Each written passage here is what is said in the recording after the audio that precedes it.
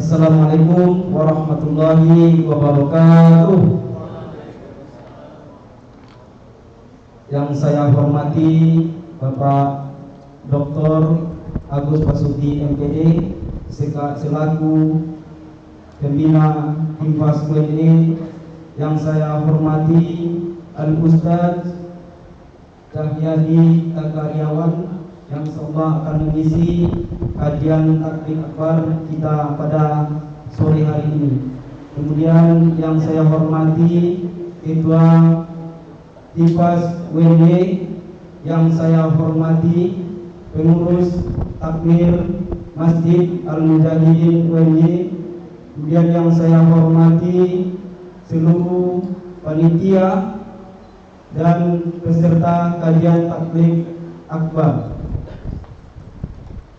Puji syukur kita ucapkan kepada Allah Subhanahu wa taala yang telah melimpahkan nikmat dan karunia-Nya kepada kita sehingga pada sore yang hikmah ini kita dapat berkumpul di Masjid Universitas Negeri Yogyakarta ini dalam rangka mengadakan dan mendengarkan kajian taklim akbar nanti. Semoga dengan adanya pengajian akbar ini akan menambah wawasan kita. Amin, amin ya rabbal alamin. Kemudian saya selaku panitia pelaksana kajian taklim akbar mengucapkan banyak terima kasih kepada seluruh panitia yang ikut serta. Kemudian mengucapkan terima kasih banyak kepada takmir Masjid Al-Mujahidin. Kemudian mengucapkan terima kasih banyak kepada seluruh peserta yang hadir dalam kegiatan kajian taklim akbar pada hari ini. Ada yang perlu saya sampaikan, kegiatan ini adalah merupakan kegiatan Himfaz UNY yang diselenggarakan oleh Kabid Bagian Syiar. Ini merupakan suatu agenda dari Kabid Syiar, agenda akhir. Semoga dengan adanya agenda ini, karena ini dengan bertema sejalan ke surga bersama, ini sangat cocok untuk kita mahasiswa S2 ini yang akan melanjutkan untuk kehidupan yang selanjutnya, untuk menempuh keluarga. Jadi dengan adanya kajian ini setidaknya dapat menambah wawasan kita agar keluarga kita nantinya bisa menjadi keluarga yang sakinah mawaddah warahmah. Amin, amin ya rabbal alamin. Kemudian para peserta nantinya kalau ada yang ingin bertanya kepada Ustadz, ada nanti waktu yang disediakan nantinya untuk bertanya seputar seperti apa sih keluarga yang sejalan ke surga bersama itu. Ini nanti bisa ditanya. Selamat datang kepada Bapak Dr. Agus Basuki MPD dan Al Ustadz Cahyadi Takaryawan ya. Terima kasih banyak Bapak dan Al Ustadz. Semoga dapat menambah nantinya wawasan kami mahasiswa ini. Mungkin demikian yang dapat saya sampaikan. Salah janggalnya saya mohon maaf. Wassalamualaikum warahmatullahi wabarakatuh. Waalaikumsalam warahmatullahi wabarakatuh. Mari kita beri tepuk tangan kepada Ketua Penyelenggara kajian taklim akbar yang dilaksanakan oleh Himpunan Mahasiswa Muslim Pasca Sarjana dan juga Masjid Al-Mujahidin Universitas Negeri Yogyakarta. Acara berikutnya yaitu kata sambutan dan juga sekaligus membuka acara dari Pembina Himpunan Mahasiswa Muslim Pasca Sarjana Universitas Negeri Yogyakarta kepada Bapak Dr. Agus Basuki MPD. Kami persilahkan.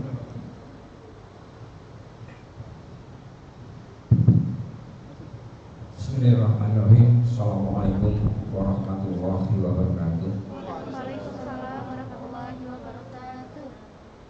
Alhamdulillah, alhamdulillah rabbil alamin. Segala puji dan sepantasnya selalu kita panjatkan kepada Allah SWT atas limpahan karunia dan hidayahnya, sehingga pada sore hari ini diiringi rintik-rintik hujan kita bersama-sama hadir di dalam sebuah majelis yang sangat mulia dalam kondisi sehat walafiat, tidak kurang satu apapun. Tak lupa sholawat dan salam moga-moga tetap terlimpah Allah pada junjungan kita Nabi Muhammad Sallallahu Alaihi Wasallam beserta pengikut-pengikutnya hingga akhir zaman.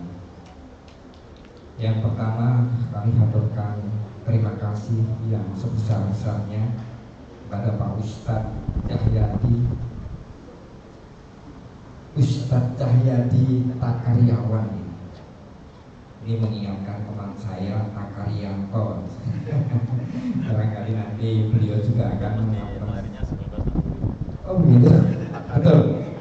Oh jadi memang kakak kelas saya di Madrasah Aliyah Negeri Yogyakarta 1. Beliau sudah lulus beberapa tahun kemudian saya baru masuk. Memang betul ya, kira-kira 65, kalau saya 70 ya 5 tahun selisihnya.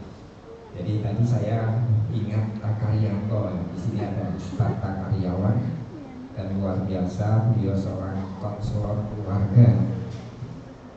Tentunya ucapan terima kasih karena akan membekali adik-adik kita ini yang sebenarnya tidak lagi saya menyebut adik-adik, karena ini mahasiswa-mahasiswa pasca sarjana. Alhamdulillah tergabung dalam himpunan mahasiswa Muslim pasca sarjana. Dan tentunya rasa syukur karena teman-teman menegakkan satu majelis yang mulia.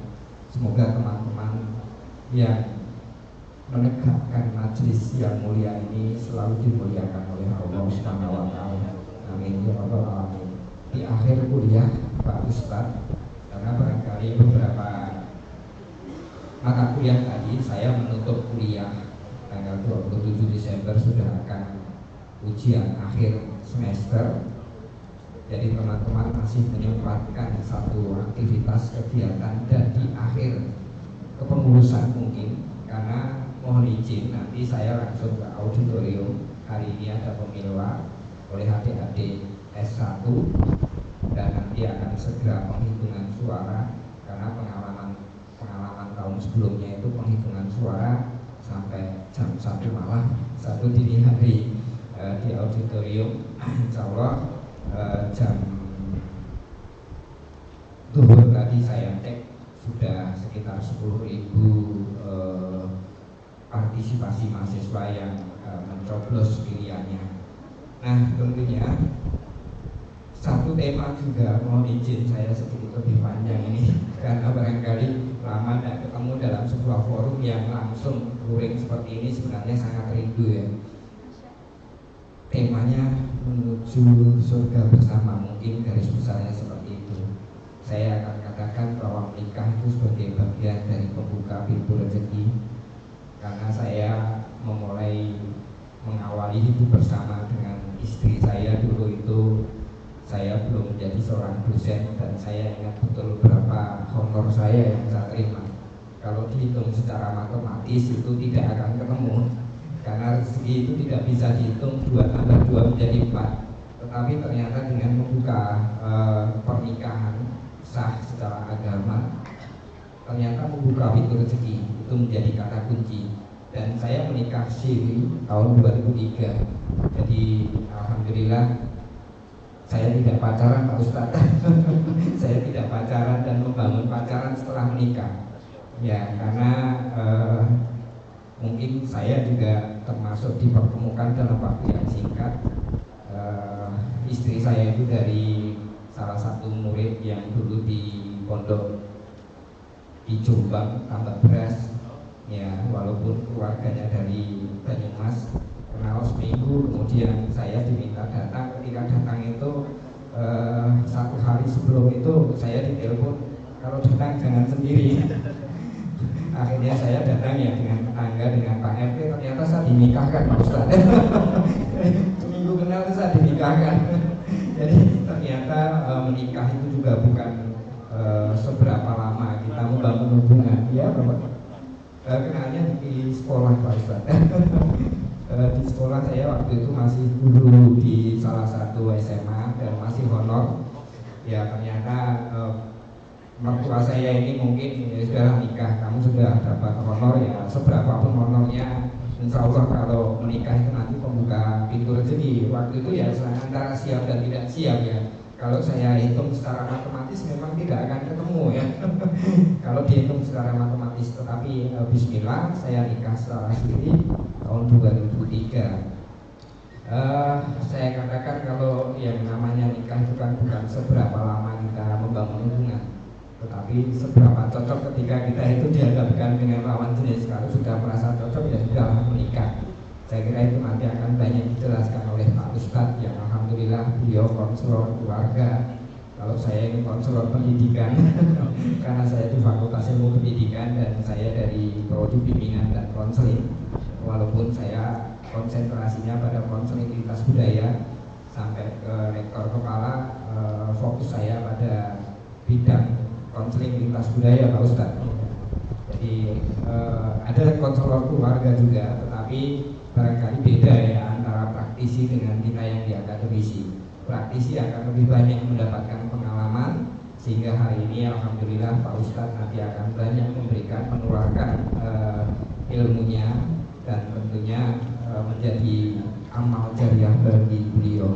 Itu harapan kita semua, dan bagi adik-adik ya semoga pulang melangkah keluar dari masjid ketemu jodohnya Pak Ustadz. Singkat saja kan begitu Pak Ustadz.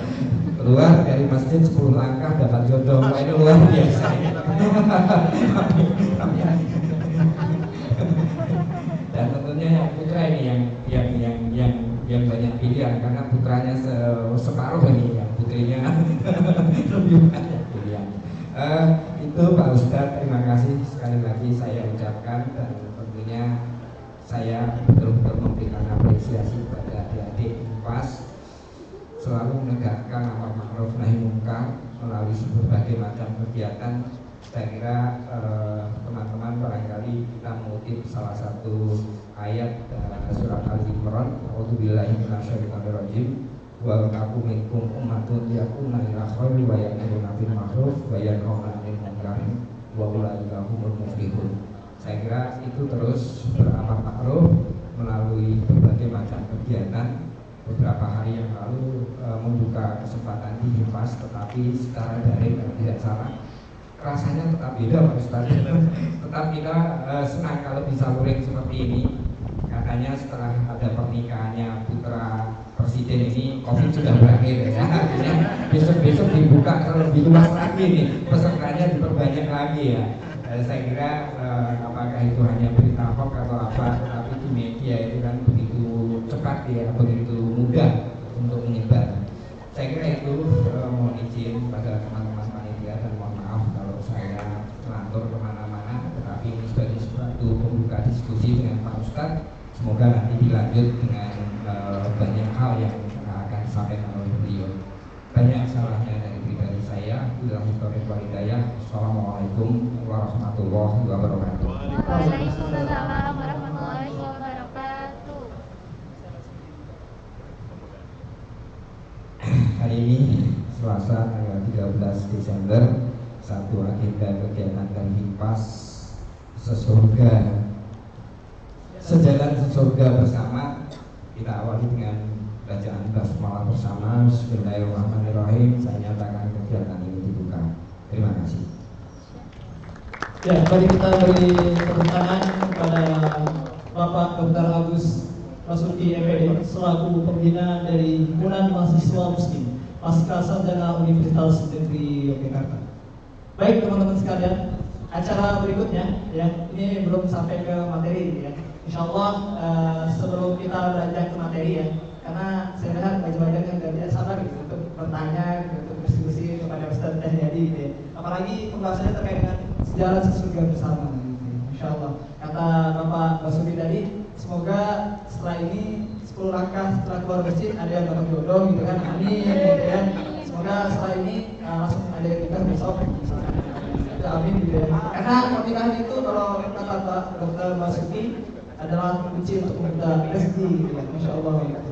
Baik, teman-teman sekalian, insya Allah sebelum kita beranjak ke materi selanjutnya akan ada penyampaian sedikit informasi dari inisiatif Zakat Indonesia kepada saudara Husa Udin Mustafa. Kami persilahkan.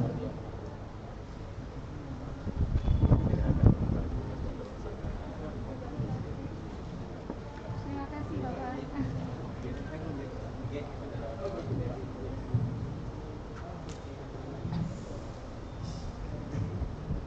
Bismillahirrahmanirrahim. Assalamualaikum warahmatullahi wabarakatuh. Waalaikumsalam warahmatullahi wabarakatuh. Alhamdulillah, alhamdulillahirobbilalamin. Wassalatu wassalamu ala asrofil anbiya'i wal mursalin wa ala alihi wa sahbihi ajma'in. Amma ba'du.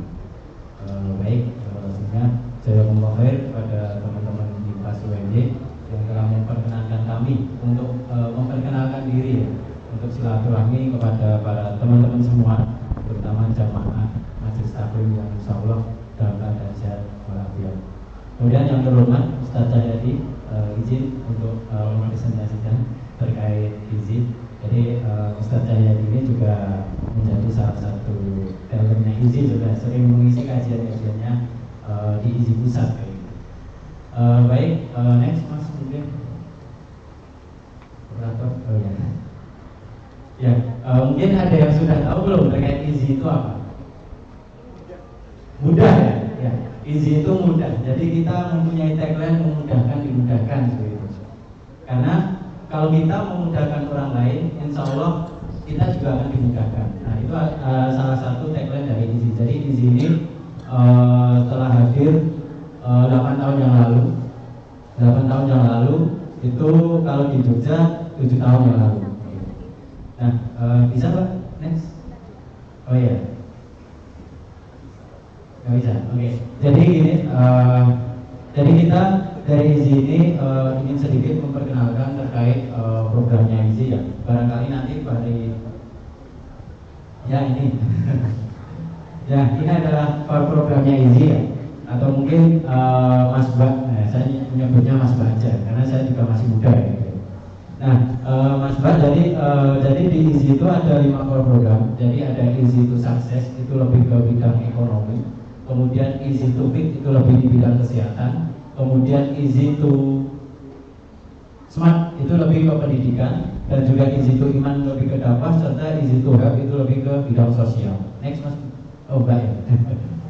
Nah, jadi ini mungkin Mas Bak juga tahu ya, banyak lembaga-lembaga. Jadi inisiatif zakat itu tidak hanya tentang zakat seperti itu. Jadi kita alhamdulillah adalah sebuah lasnas. Kita sudah ada 16 kantor perwakilan, yang mana kita sudah ada legalitasnya di bawah Kementerian Agama. Nah, di sini kita ada program lapak berkah. Lapak berkah ini lebih ke kayak kita memberikan modal usaha kayak gitu. Kemudian ada smart farm. Dan alhamdulillah kemarin kita ada smart farm gurame. Tahu gurame ya? Tahu ya. Kemudian ada smart farm di budidaya jahe dan serai. Dan kita terkait program ini banyak bekerja sama dengan mitra-mitra perusahaan kita. Kemarin yang gurame itu dengan mitra XL, ada pengguna XL yang pakai XL kartunya. Ya, jadi bersyukurlah dengan menggunakan kartu provider XL bisa dialihkan untuk programnya di IZI smart farm gurame. Kemudian ada yang di Gunung Kidul itu sama BPD di Syariah. Mungkin banyak ya di area Jogja yang menggunakan bank BPD di Syariah. Lanjut, kemudian yang bina ternak insya Allah di tahun 2023 mohon doanya semoga bisa launching seperti itu. Kemudian ini Easy to Fit, jadi ini Easy to Fit ini terkait program pemberdayaan di bidang kesehatan. Nah, kenapa kesehatan itu penting? Jadi kita ada program namanya Rumah Singgah Pasien. Nah, Rumah Singgah Pasien ini untuk para duafa yang mungkin berobat ke rumah sakit Sarjito misalnya, kemudian tidak mempunyai biaya, kan kasihan tuh kalau tidurnya di lorong-lorong kayak gitu lah. Kita fasilitasi Rumah Singgah Pasien ini di daerah Monjali. Nah, jadi kita fasilitasi operasionalnya, fasilitasi makannya, dan juga ada pembinaan serta pengajiannya seperti itu. Kemudian ada layanan ambulan gratis. Next. Nah, jadi ini terkait IZI to Smart, jadi lebih ke bidang pendidikan. Alhamdulillah di Jogja juga sudah ada asrama untuk para penerima manfaat, yaitu beasiswa mahasiswa takhid. Jadi di dalamnya itu tidak hanya menerima beasiswa, tapi juga ada target hafalan yang harus dicapai kayak gitu. Nah, alhamdulillah di salah satu mahasiswa ini ada salah satu penerima beasiswa mahasiswa dari kita. Kemudian ada beasiswa pelajar ini diperuntukkan untuk para duafa, kemudian anak-anak SD, SMP serta SMA. Next. Nah, ini terkait lebih di bidang dakwah. Jadi kita ada program dari penjuru negeri. Jadi salah satunya kita mengirimkan dari kita ke pelosok-pelosok di daerah ini ya, terutama Gunung Kidul, Kulon Progo, bahkan di Sleman. Karena untuk ini ya, menjaga akidah saudara-saudara kita, terutama di daerah yang muslimnya minoritas, salah satunya di Kulon Progo. Gitu. Kemudian ada pembinaan mustahid. Jadi mustahid kita semua itu tidak hanya kita beri bantuan selesai, tapi kita ada pembinaannya juga terkait pengajian, mungkin pengajian rutin bulanan. Next. Nah, kalau ini lebih ke bidang sosial, jadi insya Allah hari ini kami dari IZI juga ingin mengajak mas-mas sekalian untuk berbagi kepedulian terkait Cianjur. Mungkin Mas Pak juga mendengar terkait Cianjur kemarin. Baru saja saudara-saudara kita yang di sana itu tertimpa musibah, walaupun gempa darat, tapi dampaknya sangat terasa bagi saudara-saudara kita yang ada di sana. Di bidang sosial kita di sini kita ada peduli kekeringan. Tentu ini salah satu program yang akan terus kita jalankan untuk saudara-saudara kita yang mungkin masih kekurangan air kayak gitu. Nah, ini kemudian alhamdulillah kita sudah launching di Gunung Kidul, di Tambak Romo. Ada yang pernah ke Tambak Romo, Ponjong? Belum ya? Nah, kemudian kita alhamdulillah sudah membangunkan sumur untuk kampung Bina Mu'alaf. Jadi kita di Kulon Progo saat ini sedang proses pengeboran untuk kampung Bina Mu'alaf, yang mana di daerah tersebut masih banyak muslim minoritas dan juga bahkan mayoritas bukan Kristen, tapi ada yang mayoritasnya Buddha kayak gitu. Nah, jadi kita hadir di sana untuk membersamai saudara-saudara muslim kita terkait untuk menjaga akidah. Kemudian ada terkait proteksi keluarga mustahid, kemudian juga terkait ada Ramadan sama kurban. Barangkali nanti kita juga sama teman-teman BIPAS ataupun komunitas lainnya bisa berkolaborasi dengan kita di program-program tersebut. Next, Ben. Nah, jadi ini sekilas kami tampilkan terkait Cianjur saat itu. Jadi ini salah satu video saat Cianjur bisa nggak? Bisa kan? Nah, jadi ini adalah salah satu kondisi waktu itu saat gempa pertama kali. Nah, maka mungkin jadi kita ingin mengajak saudara-saudara, teman-teman mahasiswa untuk bersedekah membantu saudara-saudara kita, gitu. Mungkin dari tim diskusi atau panitia bisa memutarkan. Nah, karena bagaimanapun mungkin yang hidup di Yogyakarta pernah merasakan gempa dasar di tahun 2026 atau mungkin saat tsunami Aceh. Nah, jadi kondisinya kalau kita di lokasi gempa itu ya mau tidak mau bagaimana caranya kita harus menyelamatkan diri kita. Jadi beginilah kondisinya, walaupun ini gempa darat tapi emang ya parah ya kalau bisa dilihat. Nah, karena bagaimanapun kita sebagai umat muslim, kita sebagai umat Nabi Muhammad, yang mana ada salah satu misi kemanusiaannya juga, misi dakwah sosialnya juga. Maka dari itu kami dari IZI ingin mengajak mas-mas sekalian untuk berbagi. Next, ada video lanjutannya. Yaitu kondisi awal saat bencana, dan alhamdulillah kita di IZI itu sudah menerjunkan tim. Jadi kita di sana ada tim IZI Pusat sama IZI Jawa Barat. Itu sudah memberikan layanan kesehatan, dan kita layanan kesehatan ini juga tidak hanya sendiri, tapi kita berkolaborasi sama Tokopedia. Tahu Tokopedia ya? Banyak nih kayaknya pengguna Tokopedia. Nah, kita melakukan penyaluran dana zakat dari para pengguna Tokopedia melalui IZI, ya, karena itu mitra kami yang ada di pusat untuk membantu saudara-saudara kita yang ada di sana juga. Jadi terkait layanan kesehatan, layanan ambulan kayak gitu. Nah, ini terkait video mungkin agak kurang jelas ya. Nah, jadi beginilah kalau kita di pengungsian itu rasanya seperti itu ya. Jadi mungkin Mas Bas juga bisa membayangkan ya. Karena bagaimanapun kita hidup di dunia ini, ya kita harus bersyukur dengan kondisi kita saat ini kayak gitu. Kalaupun ada orang lain yang mengalami kesusahan, ya kita bantu. Karena itu kan juga salah satu perintah Rasul juga. Kalau kita membantu orang lain, insya Allah kita juga akan dimudahkan. Nah ini terkait kondisi terkini ya, mungkin bisa dicek Pak.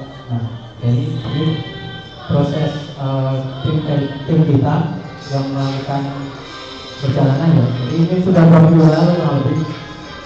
Nah, jadi sampai saat ini pun saudara-saudara kita masih hidup di tenda pengungsian. Jadi gimana rasanya? Mungkin Mas Bak bisa merasakan ya. Kalau yang di sini kita bisa bereksplor, kalau di sana cuma hidup di tenda pengungsian, terus kemudian rawan sakit ya gitu ya. Terkait kebutuhan itu juga masih kurang ya gitu. Oleh karena itu kami memang dari IZI ingin mengajak Mas Bak juga itu tadi untuk berbagi pedulian. Nah, kemudian ini terkait report kita. Alhamdulillah kita sudah memberikan dapur umum, hygiene kit, kemudian memberikan hygiene kit, terpal, kebutuhan pengungsi dan juga layanan kesehatan tadi. Nah, sedikit mengutip dari ayat ini ya, karena ini sebagai reminder kita semua juga. Jadi tidak hanya buat saya, tapi buat reminder kita semua.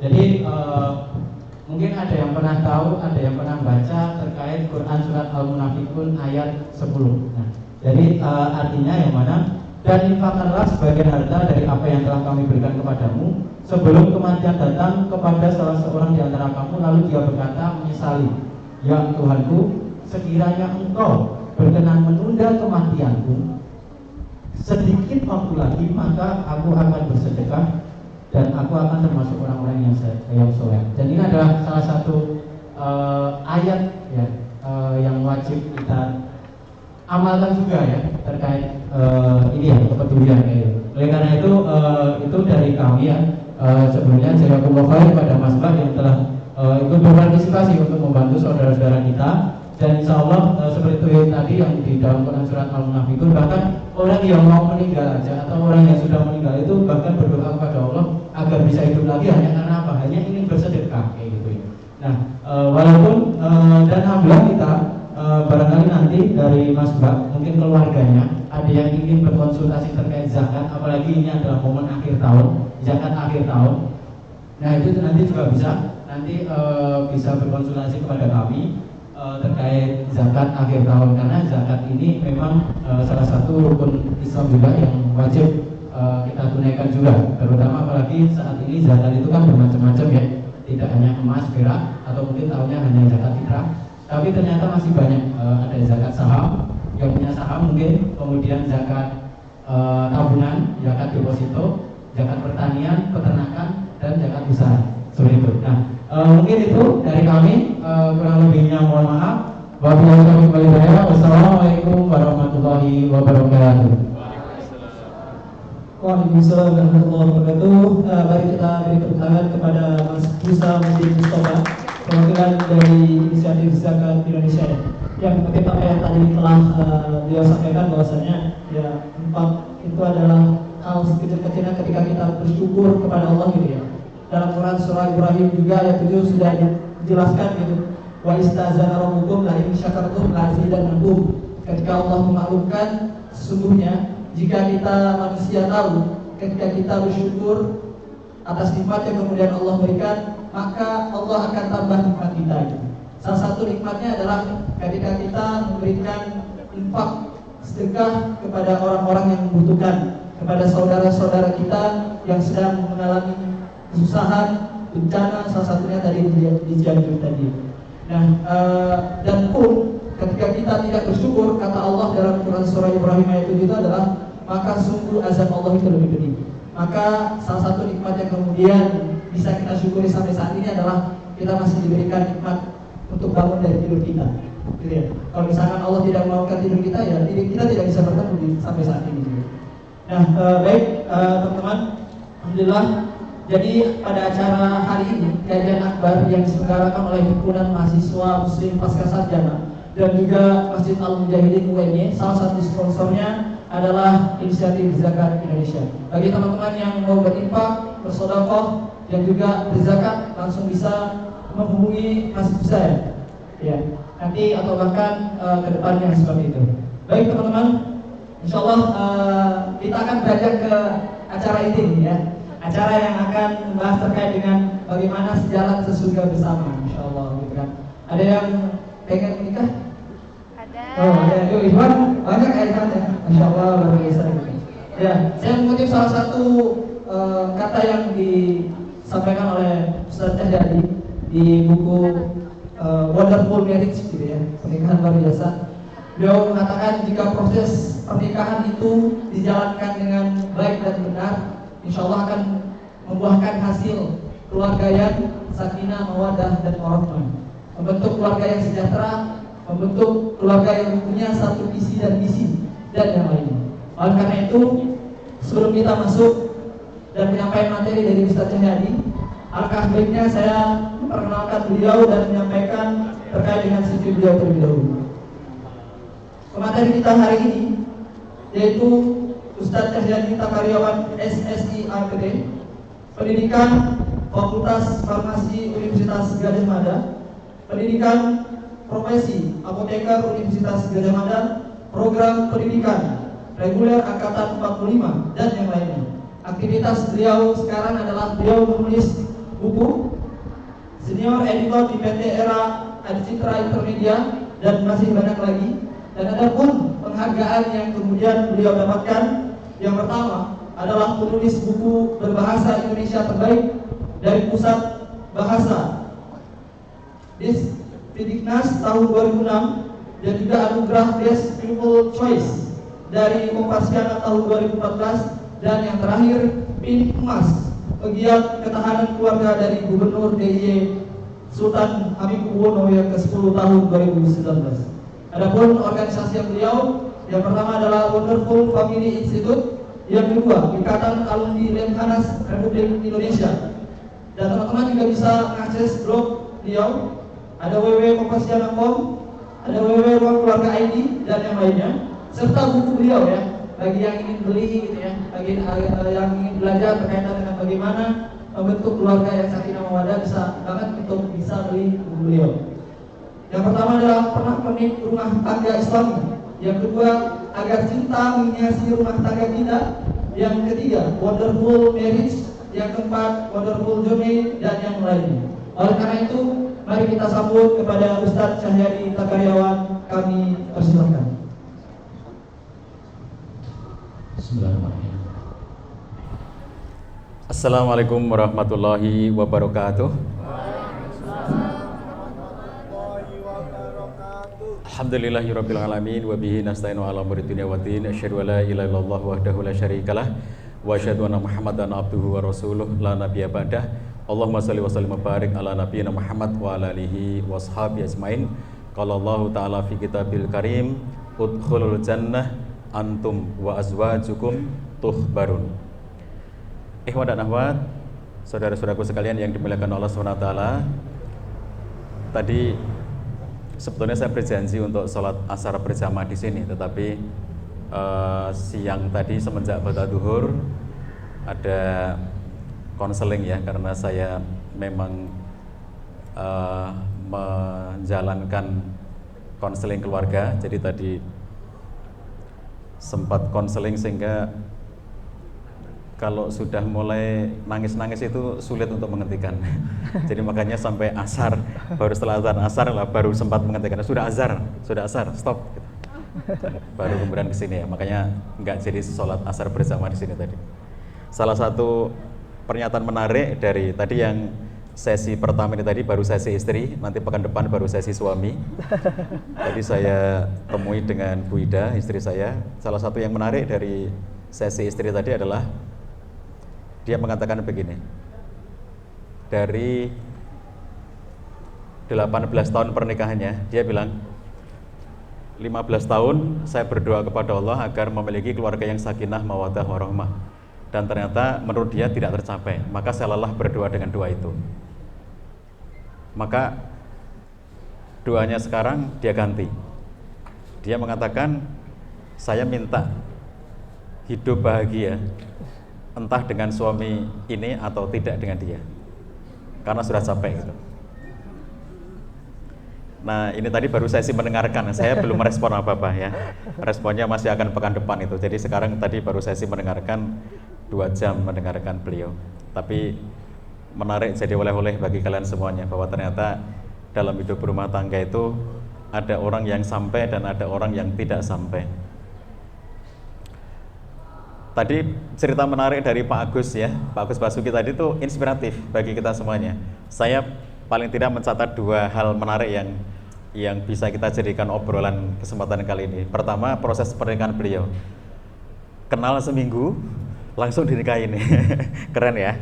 Jadi sebetulnya begitulah nikah syar'i itu sangat tidak sulit gitu.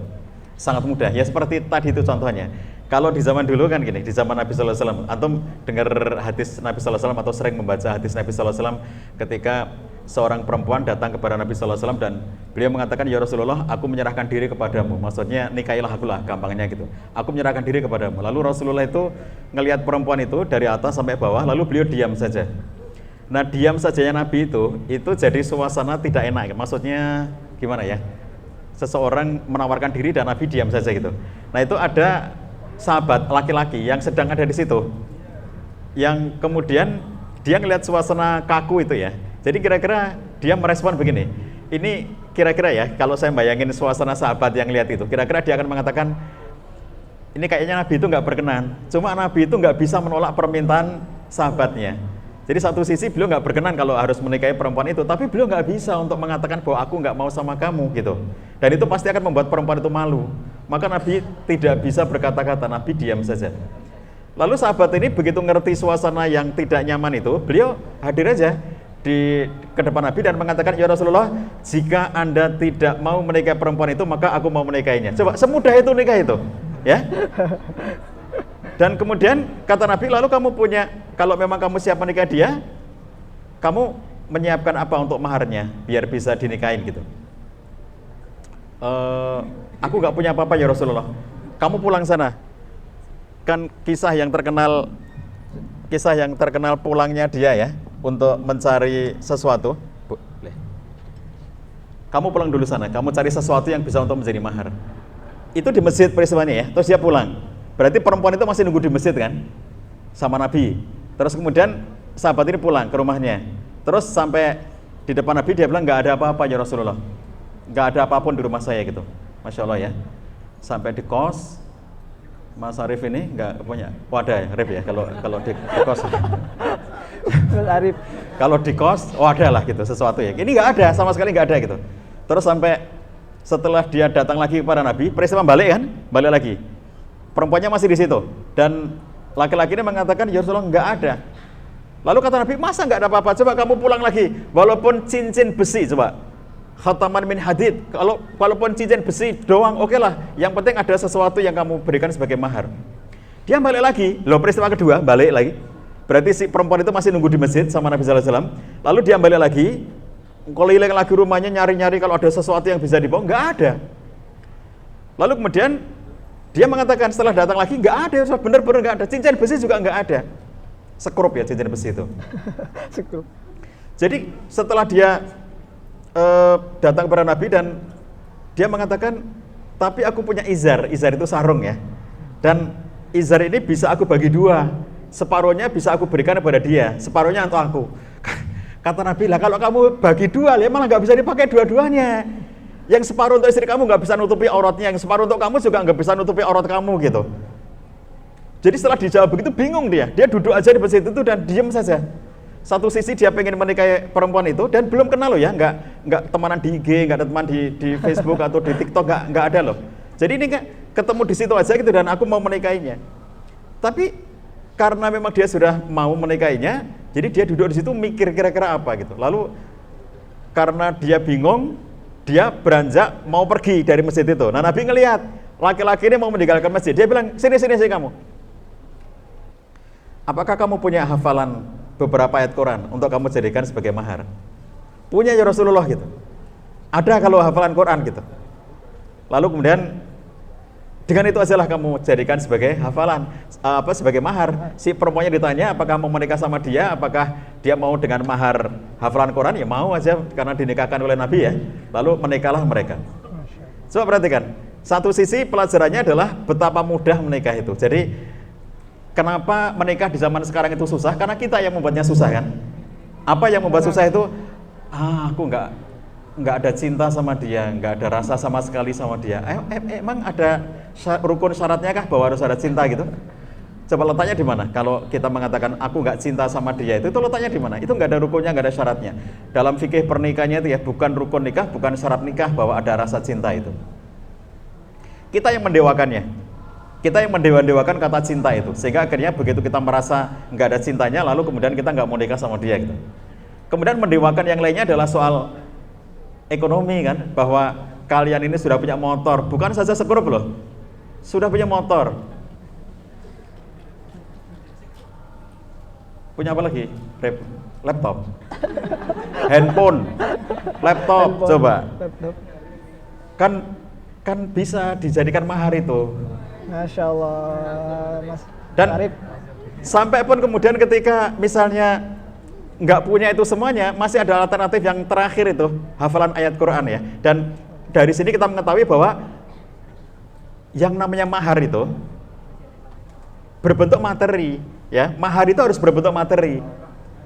Makanya yang dicari bahkan sampai pun cincin besi. Seandainya mahar berupa hafalan Quran itu lebih mulia daripada materi, tentu Nabi sudah langsung udah hafalan aja. Jadi ini menunjukkan bahwa kalau kamu nggak punya apa-apa, hafalan Quran boleh. Jadi jangan dibalik gitu. Jadi hafalan Quran boleh iya, tapi itu karena nggak punya apa-apa, karena itu harus materi. Dan Anda para akhwat yang menentukan, karena mahar itu hak kamu ya. Jadi kalau ditanya sama calonnya, ditanya kamu pengen mahar apa ya, seorang laki-laki datang kepada kamu dan mengatakan kamu pengen mahar apa gitu. Lalu kamu tanya, emang kita mau nikah? Kok tanya mahar gitu ya? Pasti dulu mau nikah baru tanya mahar ya, jangan langsung tanya mahar. Terus kemudian setelah kamu ditanya, kamu harus menjawab maharnya itu apa. Tidak boleh mengatakan terserah, karena tidak ada mahar terserah itu. Terserah, oh nggak bisa, nggak ada mahar terserah itu. Kamu yang harus menentukan, karena itu hak kamu. Ya terserah aja, ya terserah itu apa? Harus definitif gitu. Jadi umumnya itu apa? Umumnya kan biasanya dikatakan sebagai seperangkat alat sholat. Boleh ya, boleh aja. 150.000 deh, gampang deh. 150.000. Atau saya katakan murah toh. Jadi nggak mahal-mahal gitu. Tapi kalau misalnya kamu memiliki keinginan lebih dari itu juga boleh. Nah nanti pesan saya kepada para akhwat, menentukan mahar itu bukanlah yang murah tapi yang mudah ya. Jadi perempuan terbaik adalah yang mudah maharnya, bukan yang murah mahalnya. Mudah ya. Jadi bukan murah. Mudah itu tidak selalu murah. Kalau yang lamar kami itu anaknya Sultan Hasan al-Bolkiah atau cucunya Sultan Hasan al-Bolkiah di Brunei, kamu minta apa aja dikasih, karena setiap anak cucunya Sultan Hasan al-Bolkiah nikah itu langsung dikasih rumah berlapis emas luar dalam ya. Sampai toiletnya itu lapisan emas semuanya. Ntar kalau kamu yang laki-laki nikah sama cucunya Sultan Hasan al-Bolkiah terus dikasih rumah emas hadiah gitu, kamu nggak boleh kok nggak kerja terus setiap hari nidili emas itu sedikit-sedikit terus dijual gitu, itu nggak boleh. Sebagai suami tetap harus wajib bekerja mencari nafkah gitu ya. Nah kalau kamu perempuan dikasih mahar yang mahal-mahal sama suami kamu jangan bangga. Seorang kaya raya datang kepada kamu dan memberikan kepada kamu yang uang cashnya 1 miliar, kemudian bangunan nilai 1 miliar, kemudian mobilnya 1 miliar, kemudian investasi apalagi totalnya 10 miliar gitu diberikan kepada kamu. Kamu jangan bangga dengan banyaknya uang itu. Kenapa? Karena dia mengikat kamu. Kalau perempuan itu gugat cerai kepada suaminya, dia wajib mengembalikan mahar. Jadi kalau kamu nanti, kalau ada perempuan dia dinikah oleh laki-laki kaya raya, kemudian ternyata hidupnya nggak bahagia, menderita, dia berlaku kasar kepada perempuan itu, lalu dia nggak tahan lagi karena depresi hidup dengan laki-laki yang kasarnya kayak begitu, lalu dia mengajukan gugatan cerai, maka dia harus mengembalikan maharnya. Nah padahal sudah terlanjur habis tuh dibagi-bagi kepada teman-temannya, alumni Himpas semuanya dikasih kan 100 juta untuk modal kalian semuanya gitu. Wah habis, mahar kamu itu habis, dan begitu kamu habis, kamu harus kembalikan 10 M itu. Jadi makanya berbahagialah kalau kamu itu dilamar dengan seperangkat alat sholat. Mudah banget kamu mengembalikannya. Mudah banget. Jadi kenapa di Indonesia itu gugat cerai dari perempuan itu 80%. Perceraian di Indonesia itu 80%-nya adalah gugat cerai dari perempuan. Bukan perceraian dari istri, suami, bukan talak dari suami, tapi khulu, gugat cerai dari istri, sampai 80%. Kenapa? Karena mahar kalian murah. Maharmu itu ya, cuma semangat ala sholat. Yang 150.000 aja di Pamela ada, di Pamela itu 150.000 ada itu, sudah saya lihat ya. Sudah Ustaz. Jadi karena murah maka gampang banget mengembalikan ke kamu, cuma suruh kembalikan mahar ya. Nah cuma kamu yang perempuan kalau dikasih yang banyak-banyak jangan seneng. Kamu nggak bisa gugat cerai, bukan berniat gugat cerai, tetapi hidup kita nggak bisa diprediksi ya.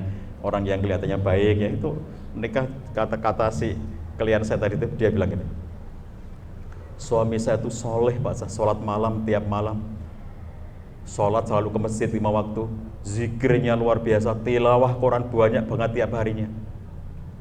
Itu tuh profil sosok laki-laki yang soleh banget gitu secara ritualnya ya. Tapi kenapa dia berubah, bukan berubah, kenapa di tengah-tengah dia menjadi orang yang sampai sekarang itu ritualnya terjaga terus tetapi dia jahat kepada istrinya. Ternyata ritual, kan zaman dulu di zamannya Pak Soeharto jadi presiden itu berkembang istilah yang sangat populer, yaitu penghayatan. Pak Harto itu senang banget dengan penghayatan. Makanya apa-apa sedikit-sedikit Pak Harto itu penghayatan gitu. Makanya pedoman penghayatan dan pengamalan Pancasila zaman itu kan. Penghayatan, apa-apa penghayatan. Agama itu penghayatan gitu. Dan itu benar dalam konteks agama. Jadi agama itu bukan hanya ritual, harus ada penghayatannya. Kalau batal ilahi tabtila, itu kita harus ibadah itu dengan penghayatan gitu. Mengapa? Kalau inna sholata tanha anil fahsya'i wal munkar, itu karena penghayatan. Gak mungkin orang cuma sholat dengan gerakan-gerakan bisa tanha anil fahsya'i wal munkar, gak mungkin. Hanya orang yang sholat sepenuh penghayatan yang bisa menjauhkan dia dari fahsya' dan munkar. Tanpa penghayatan gak mungkin gitu ya. Oke, kembali. Jadi sahabat sekalian, kalau kita ingin sejalan surga itu, jalannya memang harus jalan ke surga. Jalan dari awal yang kita tempuh itu harus jalan ke surga. Itu nomor 1 dulu, supaya kemudian kita tidak salah jalan. Kalau jalan kita yang sudah kita tempuh itu ke surga, itu jadi mudah semuanya. Seperti yang tadi diceritakan Pak Agus itu ya, itu karena jalannya orang-orang yang sudah mau ke surga itu loh, gampang banget menikah itu. Tadi Pak Agus sudah cerita. Terus kalau landasannya di zaman Nabi tadi kayak begitu itu, yang akhirnya mereka menikah dengan hafalan ayat Quran sebagai mahar. Ada dulu seorang mahasiswi dari Jogja, pada saat dia masih kuliah, dia mendapatkan selembar biodata dari guru ngajinya. Dia tinggal di asrama yang ada pendidikan Islamnya gitu ya. Terus guru ngajinya di asrama putri itu bilang bahwa ini ada seorang ikhwan lagi kuliah di Timur Tengah, dia pengen nyari istri yang mau diajak ke Timur Tengah itu untuk menemani dia. Dia posisi sekarang lagi di Timur Tengah gitu. Apakah kamu sama dia? Biodata diserahkan, coba kamu pelajari, kamu nanti mau nggak sama dia. Terus sama dia, begitu dibuka itu nggak ada fotonya. Jadi cuma selembar kertas kecil gitu, nama, tempat tanggal lahir, alamat asal, sekarang kuliah di mana, itu doang. Nggak ada keterangan apa-apa dan nggak ada fotonya. Jadi karena itu yang ngasih itu guru ngajinya, dia percaya bahwa ini bener-bener gitu, maksudnya itu nggak hoax gitu ya. Jadi ini bener ada seseorang yang pengen nyari istri gitu, dan dia bingung dengan itu lah, lihat wajahnya enggak gitu ya, bayangin dirinya kayak apa, di situ nggak ada keterangan misalnya berat badan, tinggi badan, nggak ada gitu, hanya tanggal lahir dan alamat gitu. Kalau dia untuk memutuskan iya apa tidak itu, kalau mengatakan langsung tidak gitu kok rasa-rasanya masa iya sih hanya gara-gara ini terus enggak gitu. Tapi kalau iya, kurang cukup untuk bisa mengatakan iya. Di tengah kegalauannya dia pengen minta second opinion dari ustadz lain yang tidak di pesantren itu, maka datanglah dia ke seorang ustadz yang dia percaya di Jogja dan ketemu dengan ustadz itu. Lalu ketika ketemu dengan ustadz itu, dia tunjukkan bahwa seseorang melamar saya, bukan melamar, tapi seseorang guru ngaji saya menjodohkan saya dengan laki-laki ini dengan berbekal seperti ini, biodata. Terus kata ustadznya itu, saya tidak kenal orang ini, kata sang ustadz, saya nggak kenal orang ini, cuma husnudon saya, kata dia, karena dia ini kuliahnya di Timur Tengah, yang kuliah syariah di sana, saya berhusnudon dia orang baik.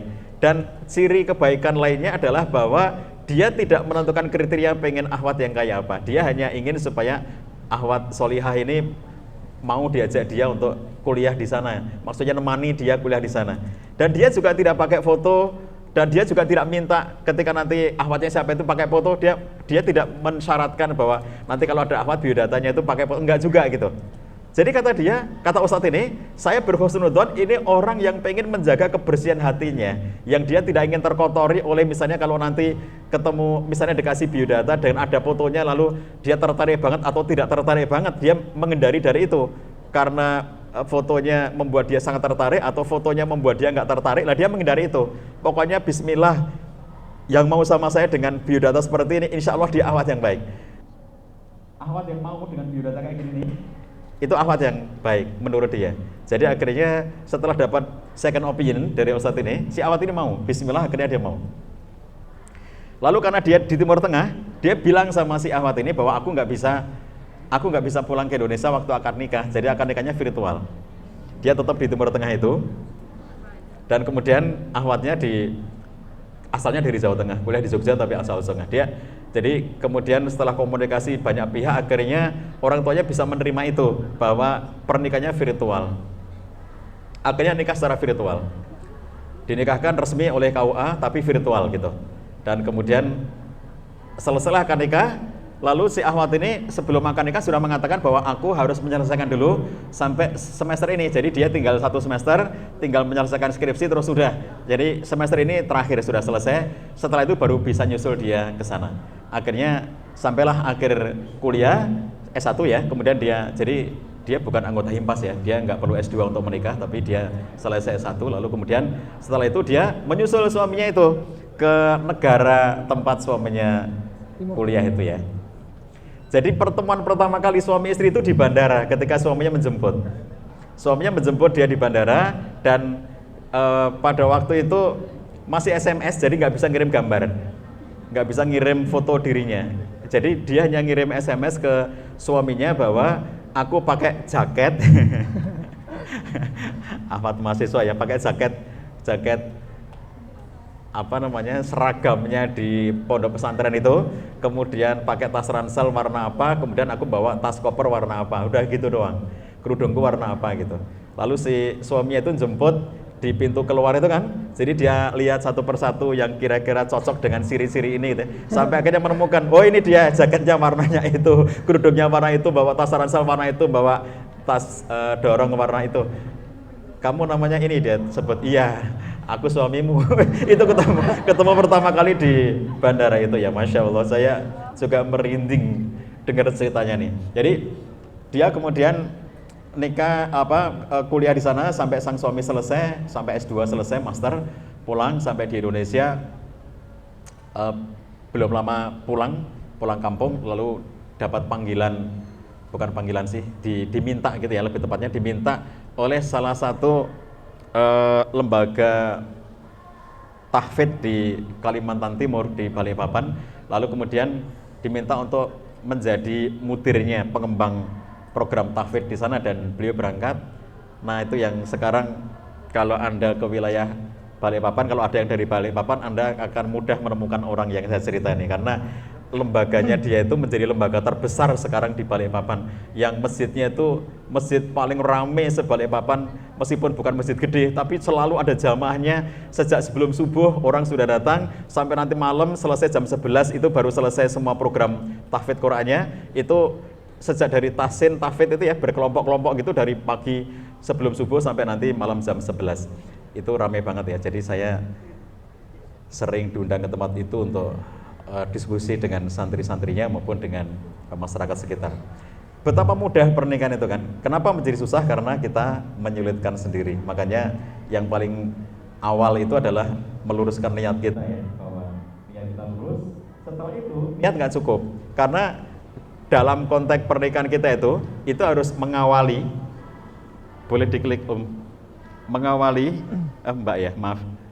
Mengawali dengan memulai kehidupan keluarga dengan ridho ilahi, next, kemudian menjalaninya dengan ridho ilahi, next, dan mengakhirinya. Jadi ada, kalau memulai itu kan bagaimana kita menuju pernikahan, lalu menjalaninya setelah menikah akan kita jalaninya, lalu mengakhiri, apakah keluarga itu berakhir? Iya, semuanya yang berawal pasti berakhir. Yang tidak berawal dan tidak berakhir itu hanya Allah gitu ya. Semua yang berawal pasti berakhir. Karena rumah tangga itu berawal pasti berakhir, pasti ya. Dengan akhir yang berbeda-beda gitu. Makanya kita memulainya dengan ridho ilahi, menjalaninya dengan ridho ilahi, dan mengakhirinya dengan ridho ilahi. Itu yang namanya sejalan sesurga itu. Karena kalau kita mengawalinya tidak dengan ridho ilahi, masing-masing itu nanti hanya terjebak casing ya. Itulah yang nanti akan termasuk casing ubudiyah, maaf ya, casing ubudiyah. Wah, dia soleh banget gitu. Di antara klien saya itu seorang ibu rumah tangga yang dia bilang gini, dulu waktu saya selesai kuliah S1 kata dia, lalu ibu bilang, karena tinggal ibunya, bapaknya sudah nggak ada, ibu bilang, kamu segera pulang, ibu sudah siapkan calon suami untuk kamu, kata ibunya.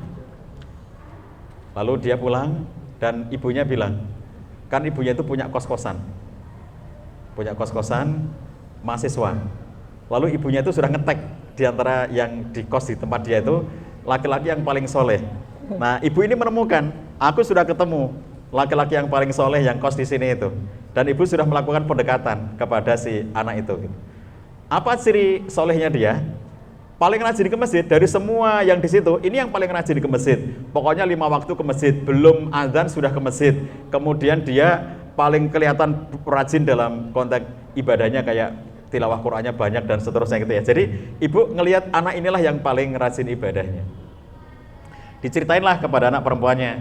Di sini yang paling rajin ibadahnya disebut namanya. Dia kasih fotonya. Jadi ini ibu cocok banget kalau kamu nikah sama dia. Mau si anak ini gitu ya, karena memang dia nggak mau pacaran, jadi kata ibunya sudah mantap, ya udahlah, ini yang dikenal ibu aja. Dia akhirnya nikah sama laki-laki itu. Soleh, yang ciri solehnya adalah sholat ke masjid, banyak ibadah dan seterusnya. Dan benar, memang sampai dengan setelah menikah ya begitu terus, ke masjid terus, tilawah terus, tapi nggak kerja, bener nggak kerja. Jadi yang kerja istrinya bekerja, suaminya itu karena nggak kerja kan nggak punya duit. Nanti kalau ditanya gimana makan kita, ya nanti kan Allah ngasih. Oh, tawakalnya tinggi, luar biasa. Jadi karena dia harus, kalau masih suami istri dan ikut ibu lah, ibu masih punya makanan, enak ya ikut ibu. Ibu punya kos-kosan, jadi sepanjang mereka belum punya anak itu ya nggak malu untuk ikut ibu aja gitu. Begitu sudah mulai punya anak, udah mulai malu. Masa nanti beli susu untuk anaknya, masa minta ibu. Akhirnya karena suami nggak kerja, istri yang bekerja. Apa pekerjaan suaminya? Ke masjid. Tiap saat ke masjid. Ngaji, tilawah, zikir di masjid. Jadi sampai akhirnya istrinya bekerja, keterima kerja, dapat duit. Dan karena suaminya nggak berikan nafkah sama dia, maka akhirnya dia yang keluarkan duitnya sendiri. Jadi dia membiayai, nggak punya beras dia beli susu untuk anaknya, dia sampai anaknya sekolah ya, bayar SPP anaknya, bayar apa semuanya dia semuanya dari uang istrinya. Sesekali waktu istrinya capek dan dia pengen nguji suaminya, dia bilang sebelum berangkat kerja itu, Bang, berasnya habis, tolong nanti belikan. Terus sampai sore istrinya pulang, nggak ada beras. Bang, kok nggak ada beras? Nggak punya duit gitu. Lah kita masak apa kalau nggak ada beras? Nggak usah masak. Enak ya suaminya itu, soleh banget gitu. Jadi nggak masak juga nggak marah gitu. Tidak mengharuskan ada masakan karena nggak ada beras kok masak. Ya udah nggak usah masak, kata suaminya. Bagus ya suaminya ya? Enggak. Pada nggak mau. Jadi sampai misalnya contoh-contoh yang praktis kayak gini, gas gitu ya, Bang, gasnya habis gitu. Sebelum berangkat kerja, istrinya bilang, Bang, gasnya habis, tolong nanti beli gas gitu. Sampai dia pulang, ya nggak ada gas gitu. Bang, kok nggak beli gas? Nggak ada duit. Nah terus kita masak gimana? Nggak ada gas, nggak usah masak. Enak ya? Enak banget itu. Jadi begitu kemudian sampai malam nggak ada gas, ya mau istrinya keluar duit lagi, beli gas lagi, istrinya beli beras lagi, istrinya semuanya. Jadi akhirnya sampai anak 3 itu istri masih bertahan, tetapi kemudian ada titik jenuh di mana dia merasa bahwa masa hidup rumah tangga kayak gini. dia merasa apa orang soleh itu kayak gitu ya? Apa orang soleh kayak gini gitu? Di ruang konseling saya bilang sama dia, kan saya tanya opsinya ibu apa opsinya gitu. Dia bilang lelah Pak Jah, saya mau resign saja, resign dari istri, saya mau resign saja. Saya bilang gini sama dia, kalau bicara syar'i, ibu berhak untuk resign karena suami ibu melalaikan kewajiban, bertahun-tahun melalaikan kewajiban. Maka Anda berhak untuk resign kalau kita bicara hak. Tapi sebelum ibu memutuskan resign, pikirkan hal ini, saya bilang. Suami ibu itu orang soleh beneran. Itu soleh beneran. Nggak pernah marah, nggak pernah menuntut macam-macam gitu. Bener-bener nggak selingkuh, dia ke masjid terus gitu ya. Orang baik banget gitu. Coba di luar sana itu ada orang kaya raya yang tukang selingkuh, yang maksiat, yang mabuk, yang mukuli istri, yang kasar kepada istri gitu. Lah kami itu dapat suami yang baik banget, nggak pernah marah sama kamu, nggak pernah menuntut apapun dari kamu gitu. Bahwa dia bersalah, iya dia salah karena harusnya dia bekerja, harusnya dia mensyukuri nafkah keluarga, itu salah, iya itu salah gitu. Tapi tidak dalam kesalahan-kesalahan yang lainnya, tidak melakukan kemaksiatan-kemaksiatan besar lainnya gitu. Kamu pikirkan itu aja. Apakah kamu yakin kalau kamu resign dari dia dan kemudian kamu menikah lagi dengan laki-laki lain, bisa terjamin bahwa kamu lebih bahagia dan lebih baik hidupmu? 3 bulan kemudian dia ke rumah lagi dan mengatakan, Pak Sah, saya sudah memutuskan. Oh ya bagus, saya bilang gitu. Apa keputusannya? Saya lanjut sama dia. Bener, saya bilang, kamu nggak nyesel. Kamu nggak sedih, kamu nggak nyesel gitu. Jadi kata dia, udahlah Pak Jah, saya nikmati aja. Yang penting di rumah ada laki-lakinya gitu. Jadi pakai bahasa Jawa, yang penting yang mau ngelanang neng omah gitu. Kanggo lanang-lanangan gitu.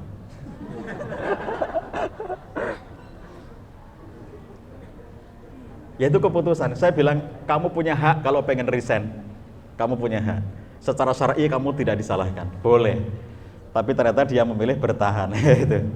Dia berharap surganya dari situ ya.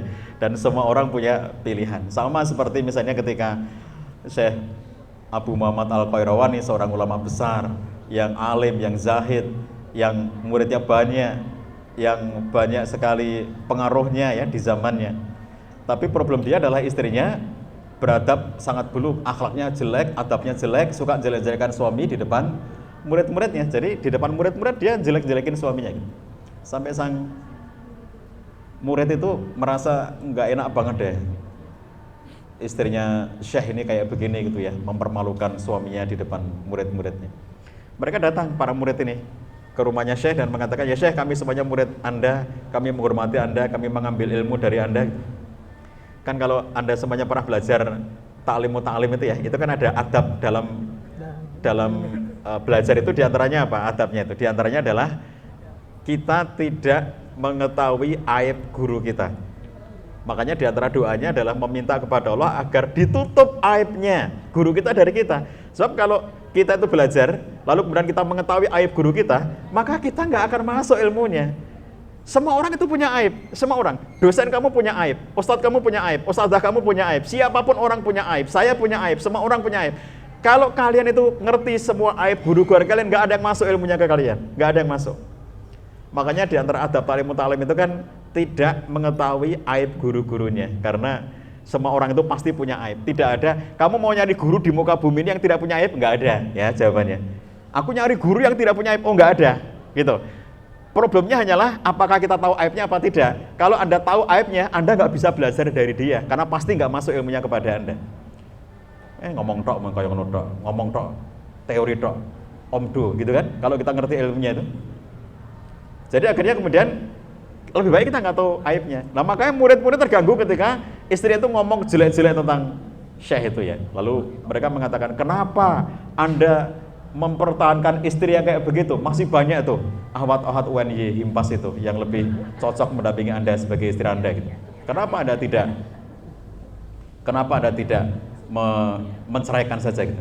Dan jawabannya luar biasa. Sang Syekh mengatakan, alhamdulillah katanya, Allah telah memberikan banyak ilmu kepada aku, memberikan kesehatan kepada aku, memberikan rezeki kepada aku, memberikan murid yang banyak kepada aku, luar biasa.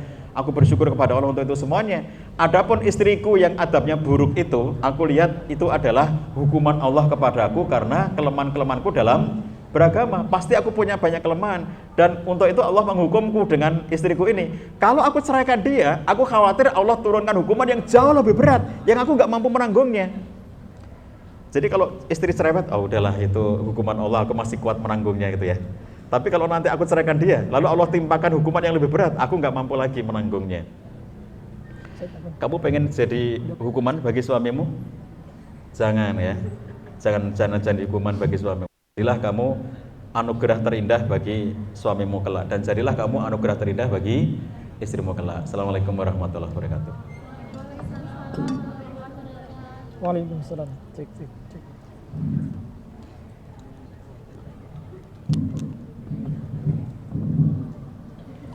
Waalaikumsalam warahmatullahi wabarakatuh. Alhamdulillah, jazakallahu khairan katsiran kepada Ustaz Cahyadi yang sudah memberikan materi yang luar biasa dari berbagai kisah, dari kisah Rasulullah SAW dan para sahabat, bagaimana kemudian di masa sekarang dan bahkan problematika yang kemudian dihadapi dalam proses pernikahan. Saya sangat takjub dengan apa yang beliau tadi sampaikan. Prinsip dalam pernikahan itu yang pertama adalah mengawalinya, memulainya dengan kehidupan dengan ridha Allah Subhanahu wa taala, kemudian menjalaninya dengan ridha Allah Subhanahu wa taala, dan kemudian diakhiri dengan ridha Allah Subhanahu wa taala. Nah, karena berhubung waktu juga sebentar lagi mau maghrib, insyaallah setelah ini kita akan ada pertanyaan, dan insyaallah akan ada 3 penanya tercepat gitu ya yang mau bertanya gitu, baik ikhwan maupun akhwat. Belum. Kayaknya banyak yang mau tanya ya. Saya bingung nantinya karena waktu juga kurang cukup gitu ya. Mungkin Simpas kalau mau mengadakan yang kedua kalinya gitu ya. Ya, boleh gitu. Baik, 3 penanya pertama. 1, 2. Oh, Iwan. Enggak, Iwannya 1 karena paling sedikit. Ya, Ahwat 2, iya. Iwan 1. Ya, proporsionalitas. Yang akhwat paling banyak ya. Berarti yang akhwat 2, terus nanti yang Iwan 1 gitu ya. Mungkin monggo Pak. Bisa ke depan.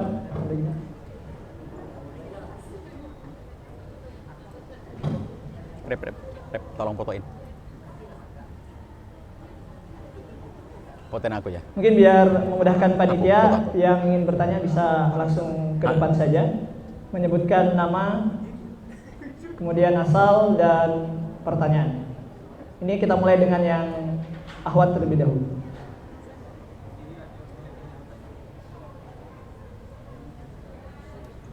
Mangga, sudah ketemu belum? Sudah, Ustaz. Nih. Syukran.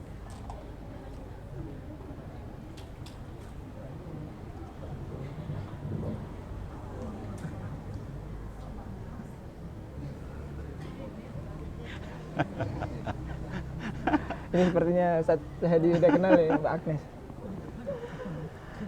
Mau nanya apa, Nes?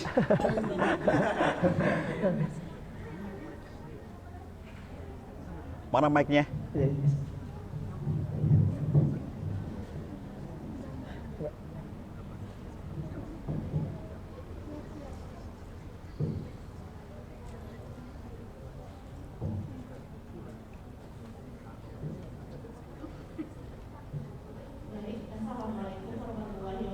Waalaikumsalam warahmatullahi wabarakatuh. wabarakatuh. Di syarat Mas ya. Biar Nama, asal, dan kemudian pertanyaan. Baik, perkenalkan nama saya Latifah. Asal saya dari Aceh. Yang ingin saya tanyakan Ustaz, bagaimana cara meyakinkan diri sendiri bahwa jalan yang kita pilih itu sudah sejalan ke surga.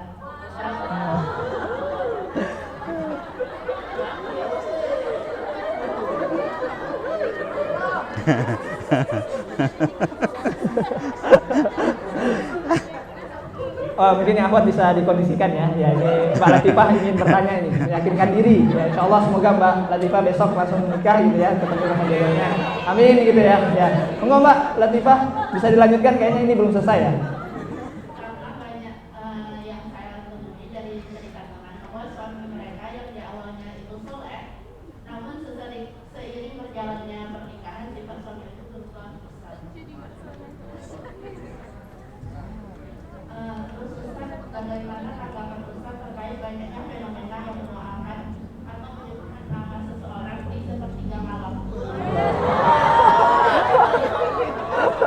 Iya ya, Masya Allah, luar biasa ya pertanyaannya dari Mbak Ali Latifah.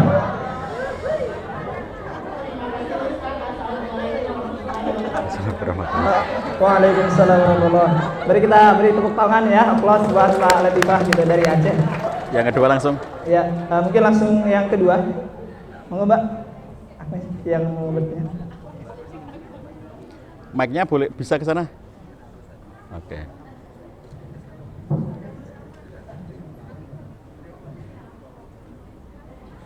Mau nyanyi apa nanya? Mbak Agnes ini mau nyanyi atau mau nanya? Mau tilawah. Oh, mau tilawah, Masya Allah. Monggo Mbak. Syukur Ustaz. Ini aku izin bertanya ya. Ustaz. Iya. Gini, saya tuh pernah membaca salah satu buku karyanya Ustaz sama Ida yang judulnya itu Cinta Dua Cahaya. Nah, di bab salah satu babnya itu yang tentang organisasi cinta Ustaz. Nah, Masya Allah. di sana disampaikan bahwasanya Umi Ida itu tidak pernah terpikirkan menikah sambil kuliah. Nah, tapi nyatanya Ustaz dan Umi Ida itu yang meluncur di sirkuit itu. Nah, dengan kondisi masih kuliah, kemudian belum ada ma'isyah yang memadai, Ustaz ya. Pertanyaannya, visi dan tujuan terbesar apa sih yang membuat Ustaz Cahyadi ini memutuskan untuk mengajak Umi Ida menikah? Karena posisi dan kondisinya tuh masih KKN waktu itu. Apa yang membuat Ustaz yakin dan kiranya modal terbesar apa sih yang membuat Ustaz memutuskan untuk membina rumah tangga pada waktu itu? Supaya kita bisa mencontoh mungkin sekarang. Ya, Afwan. Baik, jazakallahu khairan katsiran Mbak Agnes atas pertanyaannya. Mungkin pertanyaan terakhir, monggo Mas. Itu Langsung. mic, ada mic. Ada mic? Ahmadnya boleh digeser mic-nya. Yang Afwan mungkin. Mas Arif tuh Arif. Ah itu. Ya? Nambah satu lagi pertanyaan. Satu. Oh ya. Udah ada. Ya, biar imbang ya dua-dua ya. Gitu ya. Oke. Assalamualaikum warahmatullahi wabarakatuh. Waalaikumsalam warahmatullahi wabarakatuh. Terima kasih atas kesempatan yang telah diberikan. Perkenalkan nama saya Ismail Makabut, asal dari Jepara. Pertanyaan saya ini kan, kalau yang pertanyaan pertama tadi itu bagaimana meyakinkan diri sendiri.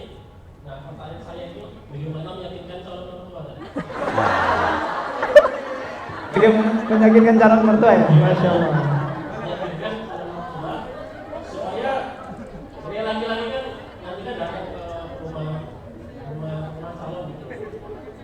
Bagaimana calon mertua itu yakin dengan diri kita gitu. Apalagi mungkin di sini ada yang mungkin sudah bekerja seperti itu, walaupun bekerja dengan wanita yang mungkin gajinya belum banyak seperti itu. Dan pertanyaan selanjutnya adalah bagaimana tanggapan Ustaz terkait stereotip masyarakat yang apabila sudah di umur tertentu itu orang tersebut harus sudah menikah seperti itu. Terima kasih. Oke. Assalamualaikum warahmatullahi wabarakatuh. Assalamualaikum warahmatullahi Waalaikumsalam warahmatullahi wabarakatuh. Terima kasih Mas Usman Wahab ya. Oke, mungkin pertanyaan terakhir dari Mas Meneng. Tunggu. Masya Allah. Mau Mas. Assalamualaikum warahmatullahi wabarakatuh. Assalamualaikum warahmatullahi wabarakatuh. Waalaikumsalam warahmatullahi wabarakatuh. Perkenalkan Ustaz, nama saya Rais dari Aceh Ustaz. Masya Allah. Wah, ini Aceh juga ya Mas Rais ya. Mbak Latifah dari Aceh juga nih. Masya Allah. Jadi begini Ustaz, dalam bahtera pernikahan persoalan pasti akan ada dalam pernikahan pasti ada persoalan yang selalu ada. Nah, perselisihan pendapat dalam sebuah masalah hampir dipastikan terjadi antara suami dan istri. Nah, tidak jarang muara dari perselisihan tersebut adalah sikap nusyuz yang ditampakkan oleh sang istri. Nah, yang jadi pertanyaan di sini Ustaz, apa sebenarnya arti dari nusyuz dan apa saja yang bisa menyebabkan seorang perempuan itu dianggap nusyuz dan apa yang harus dilakukan oleh suami dan bagaimana konsekuensinya hukumnya menurut syariat. Sekarang nusyuz ini dianggap sepele sama perempuan Ustaz. Itu Ustaz. Sekian dari saya Ustaz. Assalamualaikum warahmatullahi wabarakatuh. Waalaikumsalam warahmatullahi wabarakatuh ya. Baik Ustaz, insya Allah ini akan ada 4 pertanyaan, Ikhwan 2 dan Akhwat 2. Mungkin saya bacakan terlebih dahulu untuk yang Akhwat terlebih dahulu, Ustaz. Dari Mbak Latifah tadi, yang pertama adalah bagaimana cara meyakinkan diri untuk memilih calon suami kayak gitu ya. Itu yang pertama. Terus yang kedua, apakah boleh Ustaz ketika sholat di sepertiga malam menyebutkan nama calon suami gitu ya, atau seperti apa kayak gitu? Ya, itu yang pertama dari Mbak Latifah. Terus yang kedua dari Mbak Agnes, terkait dengan buku yang ditulis oleh Ustaz terkait dengan Cinta Dua Cahaya, organisasi cinta, yang mana mungkin tidak terpikirkan, apalagi mahasiswa S1 ya yang sedang melaksanakan KKN gitu kan, untuk bisa langsung menikah kayak gitu. Nah, apa sih yang kemudian menjadi visi, misi dan hal terbesar yang Ustaz lakukan untuk meyakinkan diri untuk bisa menikah gitu. Nah, itu mungkin dari yang Ahwat lebih dahulu Ustaz. Okay. Bismillahirrahmanirrahim. Syukron jazakumullah khairan katsira. Respon-responnya yang pertama Mbak Latifah tentang meyakinkan diri. Ini bukan hanya Ahwat tapi juga Ikhwan ya. Bagaimana meyakinkan diri kita? Meyakinkan diri kita untuk menikah, meyakinkan diri kita bahwa dengan dia ya, meyakinkan diri kita tentang proses pernikahan itu sendiri. Sebetulnya tanda-tanda sekunder itu mudah dikenali. Tanda-tanda sekunder bahwa kita ini sudah berada di ambang keyakinan ya. Tanda sekundernya gini, baik laki-laki maupun perempuan sama. Kalau kita itu sudah menyukai dunia anak-anak itu tanda sekunder. Jadi kalau kamu itu sudah mulai senang dengan dunia anak-anak, itu sebetulnya kamu itu sudah siap menikah. Jadi kalau sudah, padahal ya sudah kuliah S2, sudah selesai, tapi di kos-kosannya itu kalau ada anak kecil disingkir-singkir, sana, ganggu, lah itu masih jauh dari siap menikah ya. Tapi kalau kamu itu sudah senang dengan anak-anak itu senang dengan kamu gitu, tanda sekunder yang kuat banget itu ya.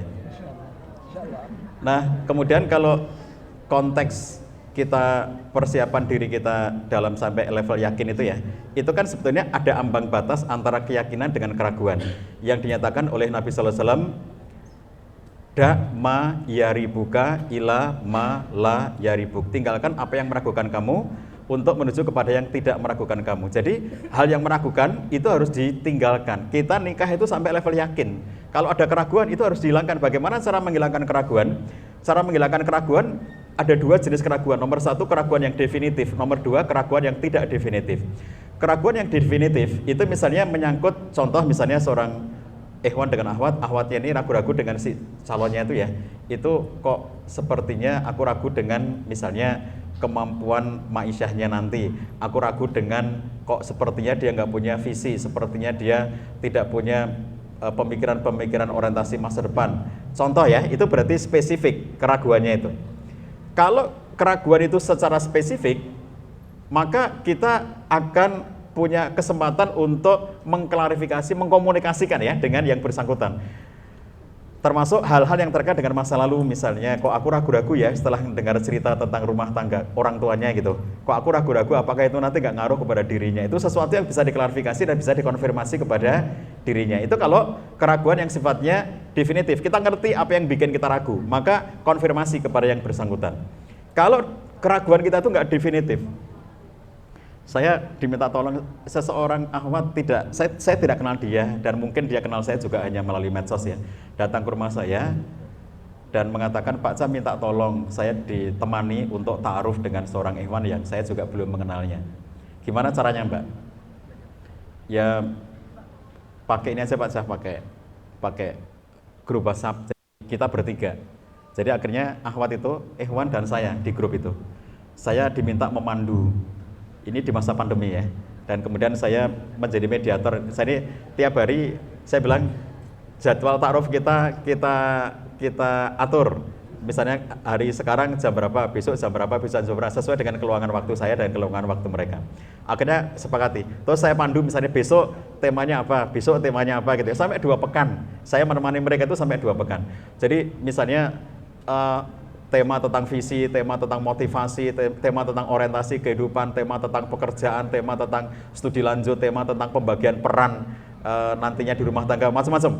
Termasuk tema tentang pengambilan keputusan, tema tentang masa lalu dan seterusnya. Jadi saya minta si Ahwat silakan bertanya sebanyak-banyaknya tentang tema-tema itu kepada Ikhwan. Ikhwan juga bertanya sebanyak-banyaknya dan saling dijawab. Nah sampai 2 pekan itu seakan-akan semua sudah habis. Artinya sampai saya tanya-tanya lagi, masih ada nggak yang belum diomongin? Masih ada nggak yang belum dibicarain gitu ya? Kata mereka sudah. Apakah kamu merasa sudah cukup puas dengan semua dialog-dialog kita? Iya, insya Allah sudah cukup Pak Zah. Dua-duanya mengatakan seperti itu. Jadi pikiran saya, berarti mereka saling menerima dan akhirnya mereka akan memutuskan menikah gitu. Terus saya bilang gini, kita ambil keputusannya pekan depan. Jadi 2 pekan ta'aruf, obrolan-obrolan itu, sepekannya off, dan kalian itu saya bilang, kamu istikharah, kamu bilang sama orang tua, kamu ngomong baik-baik dengan kedua orang tua masing-masing. Baru pekan depannya lagi, berarti ketunda sepekan, kita baru ngambil keputusan. Nah saat ngambil keputusan tiba, saya japri masing-masing, tidak di grup ya, tapi saya japri masing-masing. Bagaimana keputusan kamu hari ini? Baik kepada Ikhwan maupun kepada Ahwat. Ikhwannya mengatakan, Bismillah Pak Zah, mantap, lanjut gitu. Si Ahwatnya yang membuat saya kaget ya. Setelah saya pertimbangkan Pak Zah, saya mantap untuk tidak lanjut. Loh saya kaget itu, Mbak, sepertinya tidak ada penolakan apapun dari kamu ya sepanjang 2 pekan aku temani itu. Kamu tidak menyatakan kecewa atau menolak atau merasa ada yang aneh atau apapun gitu. Kan sepertinya semua lancar dan kamu mengatakan menerima. Setiap ada pertanyaan dari kamu kemudian dijawab oleh si Ikhwan dan kamu mengatakan menerima jawaban itu, tidak ada bantahan dari kamu gitu. Jadi bagaimana ceritanya kamu tiba-tiba bisa mengatakan tidak jadi itu? Saya sulit mengatakan Pak Zah, tapi saya tetap tidak mantap sampai sekarang. Lah itu dia yang namanya keraguan yang tidak definitif itu kayak gitu tuh. Dan saya nggak bisa maksa dia, nggak boleh maksa dia. Wah itu nggak jelas itu, nggak bisa. Itu namanya keraguan yang tidak definitif. Kalau keraguan itu tidak definitif, lah itu termasuk dalam kategori dakma yaribuka, itu kamu tinggalkan. Berarti kesimpulannya apa? Nggak jadi kesimpulannya. Jadi saya bilang baik-baik, kamu sudah yakin dengan ini Mbak? Yakin Pak Zah, kamu merasa butuh waktu tambahan nggak untuk misalnya ada yang perlu diklarifikasi, ada yang perlu dikomunikasikan lagi? Enggak, insya Allah sudah nggak ada, cuma memang saya masih terus bimbang dengan itu. Berarti clear, kita putuskan? Ya clear. Berakhir sudah ya, dan grup kita bubarkan dan saya bilang dengan baik-baik pada si Ikhwan itu, saya bilang gini, jadi ini termasuk jawaban yang kedua ya Mbak Latifah. Jadi kalau bolehkah kita menyebut nama seseorang? Kita itu kalau doa, namanya doa ya boleh-boleh aja ya, namanya berdoa itu, nggak ada larangan gitu, kita berdoa. Ya Allah, kalau memang si dia itu baik bagiku, baik bagi duniaku, baik bagi agamaku, jodohkan aku dengan dia. Tetapi nggak boleh maksa ya. Makanya kita mengatakan kalau dia nggak baik bagiku, maka hindarkan aku dari dia, harus begitu. Jadi doa terbaik adalah doa yang terbuka dan bukan tertutup. Terbuka itu artinya aku pengen dia ya Allah, tapi kamu yang lebih tahu. Jadi kalau ternyata dia nggak baik bagiku, jangan maksa sama Allah, jadikan dia baik untukku. Nggak bisa begitu. Kalau dia nggak baik, jadikan baik untukku ya Allah. Kalau dia nggak mau, jadikan dia mau untukku ya Allah. Itu maksa banget gitu ya. Maksa banget. Kalau ternyata diam-diam dia itu sudah dilamar orang, gagalkan lamarannya ya Allah, itu jahat banget ya doanya kayak gitu ya. Jadi pokoknya kita itu berdoanya itu terbuka. Terbuka itu artinya aku punya proposal ya Allah, karena aku tertarik sama dia, maka aku sebut namanya dalam doa aku ini agar engkau menjodohkan dia dengan, kalau dia baik untukku, untuk agamaku, untuk duniaku, untuk akhiratku, jodohkan aku dengan. Kalau ternyata dengan ilmumu engkau mengetahui dia nggak baik bagiku, nggak baik bagi duniaku, bagi akhiratku, bagi kehidupanku, maka jauhkan aku dari dia dan berikan aku ganti yang jauh lebih baik daripada itu. Dan gunakan sikapnya Ali bin Abi Thalib dalam berdoa. Kata Ali bin Abi Thalib, ketika aku berdoa pada Allah SWT dan Allah mengabulkan doaku, maka aku berbahagia. Betul kan? Kayak kita ya. Dan ketika aku berdoa kepada Allah dan Allah tidak mengabulkan doaku, maka aku lebih bahagia. Kenapa bisa begitu? Karena kalau kata Ali bin Abi Thalib, kalau yang pertama tadi aku berdoa pada Allah mengabulkan, itu berarti mauku. Aku yang punya kemauan. Aku minta dan Allah kabulkan, itu mauku. Kalau yang kedua ini berarti maunya Allah.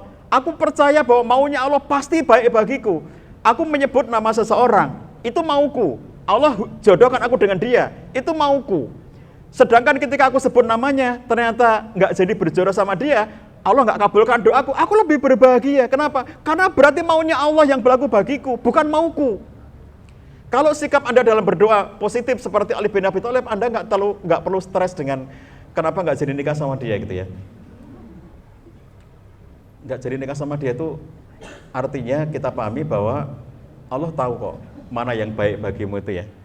Kita fa'asa syai'a wa huwa fa'asa an takrahu syai'a wa huwa khairul lakum. Wa asa an tuhibbu syai'a wa huwa syarrul lakum. Sesuatu kita pengen banget tapi buruk loh bagimu, kamu nggak tahu ya. Sesuatu yang kamu nggak pengen banget tapi ternyata itu baik bagimu ya, kamu nggak tahu ya. Kita nggak mau obat ya, ternyata obat itu baik bagi kita. Kita pengennya kuliner yang enak-enak, kadang-kadang berbahaya kuliner itu bagi kita gitu ya. Nah semacam itu. Jadi positif aja. Kita boleh menyebut nama seseorang, tetapi itu tidak ada dalil untuk melarang, Mbak ya. Jadi kalau misalnya ada ustadz yang mengatakan nggak boleh, ya nggak ada dalilnya untuk mengatakan tidak boleh itu. Tetapi doa yang paling baik adalah doa yang terbuka kepada Allah, karena ujungnya kita serahkan. Kamu punya keinginan, ya Allah, aku pengen jadi dosen di UNY.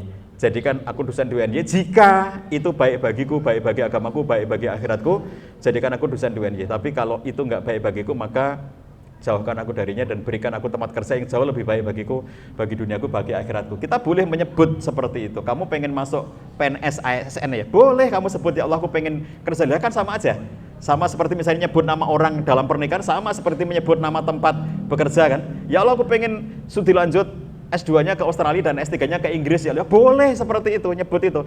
Tapi jika itu baik bagiku, baik bagi duniaku, baik bagi akhiratku. Dan kalau itu nggak baik bagiku, baik kehidupan duniaku dan akhiratku, jauhkan aku darinya. Jadi sama aja statusnya itu ya, antara nyebut tempat kerja, tempat tinggal, atau nama orang, itu sama aja statusnya, boleh hukum asalnya. Tetapi jadikan doamu doa yang terbuka. Kemudian Nenes tadi akhirnya mau nyanyi ya, jadi dia ini penyanyi. Jadi kalau sesuatu yang membuat kita itu memutuskan ya untuk menikah itu salah satunya memang didorong oleh kesiapan. Ini saya beritahu para akhwat, kapan seorang laki-laki itu siap menikah. Kamu itu misalnya ya merasa sudah dekat dengan seorang ikhwan, ada laki-laki mendekati kamu, ada laki-laki yang dekat di hati kamu dan kamu yakin bahwa dia juga dekat dengan kamu. Dia ngerasa kamu ngerasa dekat dengan dia dan kamu meyakini dia pun ngerasa dekat dengan kamu. Maka ada orang bertanya kepada saya, Pak Cah, kalau saya itu rindu pada seseorang, apakah orang itu rindu sama saya? Kata dia gitu. Lah ya aku ora roh, saya bilang. Tekono wonge kuwi ya aku ora roh, mosok ditekoni kaya ngono. Ya aku ora ngerti no. Jadi kalau kamu ngerasa sudah dekat dengan seorang laki-laki, terus kok sejauh ini ya pacaran sih enggak, cuma kok enggak ngelamar-ngelamar, enggak datang-datang, iki sido apa ora gitu ya. Jadi ketahuilah kapan laki-laki itu siap menikah. Jadi dalam studi dinyatakan bahwa laki-laki itu tidak cukup bisa mengambil keputusan hanya gara-gara dia sudah punya the only one dalam kehidupannya. Pokoknya dia. Dia hanya dengan punya bahwa aku pokoknya cocok banget sama dia itu tidak bisa membuat seorang laki-laki langsung memutuskan kalau begitu aku sedang nikah. Enggak. Kalau perempuan itu begitu dia merasa bahwa dia adalah satu-satunya bagiku, bagi dia itu harus segera nikah. Laki-laki enggak. Jadi kalau laki-laki itu begitu dia merasa bahwa dia sudah punya seseorang yang paling cocok dengannya, itu masih ditambah dengan satu faktor, yaitu kesiapan. Laki-laki itu senang itu belum siap. Tidak semua laki-laki menyenangi perempuan itu dalam situasi dia sudah siap. Bukti bahwa dia belum siap adalah nggak segera ngelamar kamu. Kalau dia sudah dekat-dekat dengan kamu, mendekati kamu dan nggak segera ngelamar kamu, itu kesimpulannya satu, sederhana banget. Kamu nggak usah nanya sama dia. Kamu itu sebetulnya sudah siap apa belum? Kamu nggak usah nanya itu, karena kesimpulannya sudah pasti dia belum siap sehingga belum ngelamar kamu. Kamu nggak usah nanya. Kamu nanya? Kamu nggak usah nanya. Jadi bukti bahwa dia belum siap itu adalah dia nggak segera datang lamar, itu aja. Itu berlaku general, percayalah berlaku general. Sedekat apa? Tadi ini quotes kedua yang saya kutip dari Pak Agus ya. Kata beliau, tidak peduli secocok apa, ya. Seberapa lama interaksi, seberapa cocok gitu. Kata beliau tadi kan, itu berlaku bagi laki-laki. Laki-laki banget itu, karena yang ngomong laki-laki kan Pak Agus ya. Itu laki-laki banget. Jadi tidak peduli secocok apa, tidak peduli sudah sedekat apa, tidak peduli sudah jalan seberapa lama dengan kamu. Kalau dia belum siap, dia nggak akan ngelamar kamu. Makanya kalau kamu ngerasa sudah dekat banget sama dia itu, hati-hati ya para akhwat, gunakan kaidah ini. Jangan memastikan sesuatu yang belum pasti. Catat ya. Itu ujian besok keluar itu. Jangan memastikan sesuatu yang belum pasti. Karena kalau kamu merasa sudah pasti nikah sama dia, lo bukti aja dia nggak ngelamar kamu kok, ya. Ada laki-laki yang sudah deket banget sama seorang perempuan. Si perempuannya mengatakan, daripada kita maksiat karena kemana-mana jalan berdua nanti kita banyak dosa, supaya nggak banyak dosa kita segera menikah aja. Setiap ketemu selalu ngomong kapan nikah, kapan kamu segera datang melamar gitu. Si laki-laki ini ngerasa kamu itu belum jadi istriku, sudah neken-neken kayak gitu. Kamu itu belum jadi istriku, sudah maksa-maksa kayak gitu. Gimana nanti kalau jadi istriku?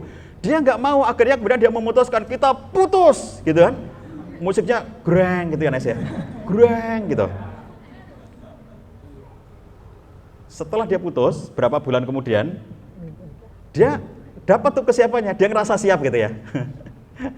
Setelah dia siap, ketemu perempuan, ketemu ahwat, nggak pakai pikir panjang, langsung dilamar ahwat itu. Yang mantannya tuh, ya Allah, jalan denganku berapa tahun. Ini ketemu dengan dia baru berapa kali ketemu, sudah langsung nikah. Itu karena waktu dengan kamu dia belum siap. Waktu ketemu si ini tadi, dia nggak, laki-laki itu kalau sudah siap nggak banyak pertimbangan. Laki-laki kalau sudah mencapai puncak kesiapannya, dia nggak banyak pertimbangan. Dia punya banyak pilihan waktu masih di Jogja nih ya. Karena teman-temannya banyak gitu. Begitu pulang kampung, dia nggak banyak pilihan, ketemu tetangga desa gitu, udah langsung nikah sama dia. Karena dia sudah siap waktu itu. Waktu di sini dengan banyak pilihan dia belum siap. Mbak ya, hati-hati ya. Kamu itu kalau merasa sudah dekat dengan laki-laki tapi nggak segera ngelamar, kamu itu kesimpulannya satu. Tanpa kamu bertanya kepada dia belum siap. Begitu kamu tanya kapan kamu siap, gitu ya. Begitu sering kamu tanya begitu, dia sebel sama kamu. Nanya melulu gitu ya, terus akhirnya malah diputus gitu. Nah, jadi itu Nes ya, terus apa tadi?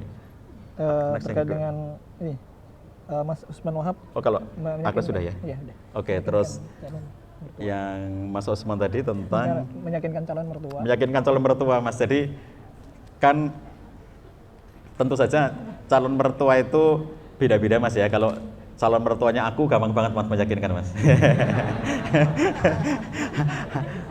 Karena aku pernah jadi anak kayak kamu toh, jadi aku nggak mau nyulitkan calon menantuku gitu.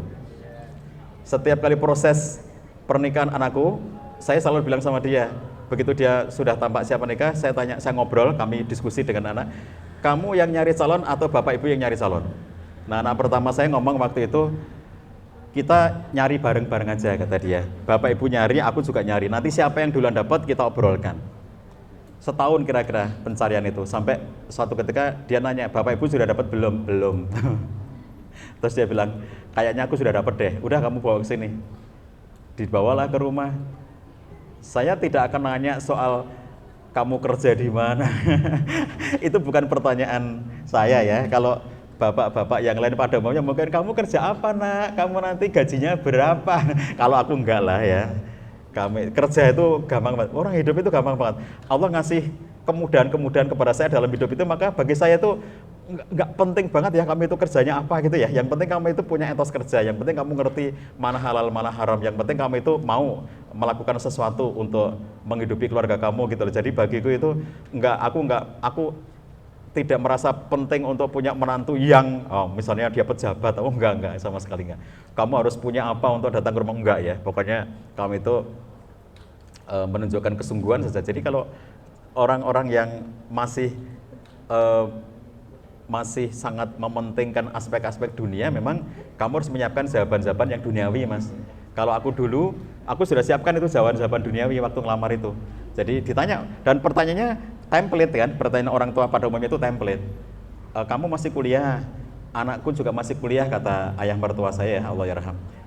Terus nanti kamu menghidupi keluargamu dengan cara seperti apa? Kamu ngasih makan apa? Anakku kamu kasih makan apa? Jawabannya gampang kan itu. Kamu nanya aja sama, biasanya bapak ngasih makan apa sama dia, nanti saya akan kasih yang serupa dengan itu gitu. Nah, karena jawaban itu, karena pertanyaan itu sudah saya duga, maka saya mengumpulkan peluang-peluang. Pak, saya nanti bisa daftar jadi dosen. Saya kan belum lulus. Saya nanti bisa daftar jadi dosen. Saya nanti bisa daftar kerja di perusahaan farmasi. Saya kan farmasi. Saya bisa kerja di apotek, bisa kerja di rumah sakit. Jadi kalau soal bisa kan bisa semua. Jadi ya bisa aja gitu ya. Jadi saya bisa ini bisa itu ya memang bisa gitu. Artinya tidak perlu kita itu merasa bahwa kok pertanyaannya gitu-gitu amat, ya enggak lah ya. Jadi kalau meyakinkan mertua itu, kamu lihat dulu kan, kalau sebelum dapat mertua kan calon dulu Mas ya. Jadi maksudnya kamu kan berarti sudah dapat calon dulu kan. Nah calon itu kan kamu bisa ngobrol dalam ta'aruf itu dengan calon kamu begini. Kira-kira tipe bapak kamu itu kayak apa? Apakah kira-kira akan banyak mempersoalkan sisi-sisi dunia apa enggak? Kalau memang dia itu kira-kira bapak yang agamis, yang mengerti agama, yang sekiranya tidak akan keluar pertanyaan-pertanyaan dunia, gampang bagimu gitu Mas ya. Jadi kira-kira yang akan ditanya adalah tentang kesungguhan, tentang niat ikhlas, tentang motivasi, tentang dan seterusnya seperti itu. Jadi bukan hal yang perlu kamu siapkan untuk mendapatkan jawaban-jawaban atau yang sifatnya itu material banget. Itu tidak penting kalau. Jadi itu bisa dirancang dengan calon. Kalau dalam proses ta'aruf itu salah satunya itu. Waktu ta'aruf itu ngobrolin nanti kira-kira ada enggak sesuatu yang spesifik yang perlu diomongkan ke orang tua kamu. Yang perlu disiapkan secara spesifik gitu ya. Itu terus tadi yang kedua apa beliau? Yang kedua masuk semua? Nusyus. Oh nusyus. Bukan. Kalau beliau tadi sakit stigma masyarakat Ustaz. Yang stigma kedua. tentang umur ya. Umur. Ya. Gini, jadi kita tidak perlu risau dengan stigma masyarakat. Jadi biarin aja kalau ada orang itu, kalau kamu kok umur sudah 30 lebih kok belum nikah gitu ya. Jadi nikah itu bukan soal umur ya, nikah itu soal visi, nikah itu soal kesiapan, nikah itu soal kesanggupan dan seterusnya. Jadi bukan soal umur. Makanya bagi saya itu tidak masalah ya bahwa seseorang itu nikahnya pada umur yang sudah dianggap lebih dewasa atau lebih dibandingkan dengan orang lainnya. Sebulan yang lalu saya mendapatkan, saya didapat kabar dan Pak Cah mohon doanya seseorang ya, Pak Cah mohon doanya karena Pak D saya, kata teman ini, Pak D saya umurnya 85 tahun, menduda karena istrinya meninggal, lalu dia menikah dengan seorang gadis umur 55 tahun. Jadi kadang-kadang kita tidak tahu kapan datangnya jodoh kita. Si gadis ini umurnya 55 tahun dan belum menikah. Lalu dia menikah dengan seorang duda yang umurnya 85 tahun. Jadi selisih umurnya 30 tahun di antara mereka. Selisih usia itu bukan sesuatu yang perlu risau gitu ya, selisih-selisih usia seperti itu. Yang paling penting dalam konteks penerimaan, kalau memang selisihnya entah lebih tua istrinya atau lebih tua suaminya, kalaupun selisihnya lebih dari 10, 20, 30 tahun itu yang paling penting adalah bahwa kita sanggup untuk saling menyesuaikan diri. Bersedia dari awalnya bahwa kita nanti akan, misalnya kalau sudah lebih dari 30 tahun, kalau masih sampai di bawah 20 tahun itu, insya Allah komunikasi masih nyambung gitu. Tapi kalau sudah di atas 20 tahun perbedaannya, itu komunikasi sudah lebih sulit nyambung, bisa tapi lebih sulit. Makanannya aja beda gitu ya, makanan yang kita makan itu beda gitu, karena kalau yang sudah tua makanannya ya gitu-gitulah makanan orang tua, sementara sekarang makanan anak muda sudah berbeda. Jadi kalaupun misalnya berada dalam situasi selisih umur kayak begitu, tidak masalah asalkan ada saling bersepakat, saling rela nantinya untuk menyesuaikan diri dengan perbedaan yang sangat mencolok itu. Jadi tidak perlu risau dengan stigma masyarakat ya. Kamu tidak perlu merasa dikejar-kejar oleh stigma masyarakat karena malu, nggak usah malu ya. Jadi kalau dengan manusia itu nggak ada habisnya kalau kita mikirin mereka. Nikah terlalu dini nanti juga diomongin, kamu belum lulus kuliah kok sudah nikah. Kalau sudah sudah lulus kuliah belum nikah juga diomongin lagi, kamu sudah lulus kok belum nikah. Pokoknya kalau mikirin omongan orang nggak selesai-selesai, jadi tidak usah dipikirkan. Nusyus itu yang paling penting ukurannya adalah adanya kemaksiatan yang dilakukan, pelanggaran terhadap syariat Allah. Seorang istri yang melakukan kemaksiatan, pelanggaran terhadap syariat Allah SWT, maka itulah nusyus yang paling nyata. Kalau dalam konteks dikatakan membangkang, maka membangkang itu sesuatu yang perlu definisi. Contoh begini, ada seorang suami ngomong sama istrinya gini, Dek, karena aku belum bisa punya duit untuk beli rumah sendiri dan belum bisa punya duit untuk ngontrak rumah sendiri, jadi untuk sementara kita tinggal di rumah orang tuaku ya, kata suaminya ya. Lalu kata istrinya, aku nggak mau. Jangan dikatakan nusyus, aku nggak mau tinggal di rumah orang tua kamu. Itu nggak boleh dikatakan nusyus kayak begitu itu. Kamu membangkang, bukan membangkang. Coba kembalikan ya. Imam Malik mengatakan, seorang suami tidak boleh memaksa atau membawa istrinya tinggal di rumah orang tua si laki-laki ini apabila sebelum menikah mereka belum punya kesepakatan tentang itu. Jadi sebelum menikah itu penting bagi kalian semuanya, terutama kamu yang kaum perempuan ya, kamu para akhwat, kamu harus memastikan besok kita tinggal di mana. Karena sudah saling seneng toh, suami calon ini sudah saling seneng. Terus kata suaminya, aku tapi nggak punya rumah dek, gimana nanti tempat tinggalnya. Terus kata calon istrinya, udah nggak apa-apa bang, nanti tinggal di rumah orang tuamu aja, aku mau kok tinggal di rumah orang tuamu gitu.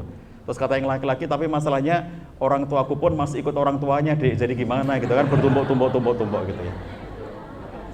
Jadi kalau si istri ini, calon istri sudah mengatakan aku mau ya tinggal di rumah orang tuamu, no problem, berarti sudah mau dia. Tapi kalau tidak ada pembahasan, nggak ada omongan, nggak ada kesepakatan, nggak boleh laki-laki itu setelah jadi suami, kamu ikut aku ke tinggal di rumah orang tua, nggak boleh. Jadi kalau perempuan itu menolak untuk melakukan itu, nggak apa-apa. Karena belum ada kesepakatannya, kata Imam Malik, tidak boleh laki-laki itu memaksa. Kalau maksa malah dia yang berdosa, bukan istri yang menolak yang berdosa. Kalau dia maksa, suami itu yang berdosa.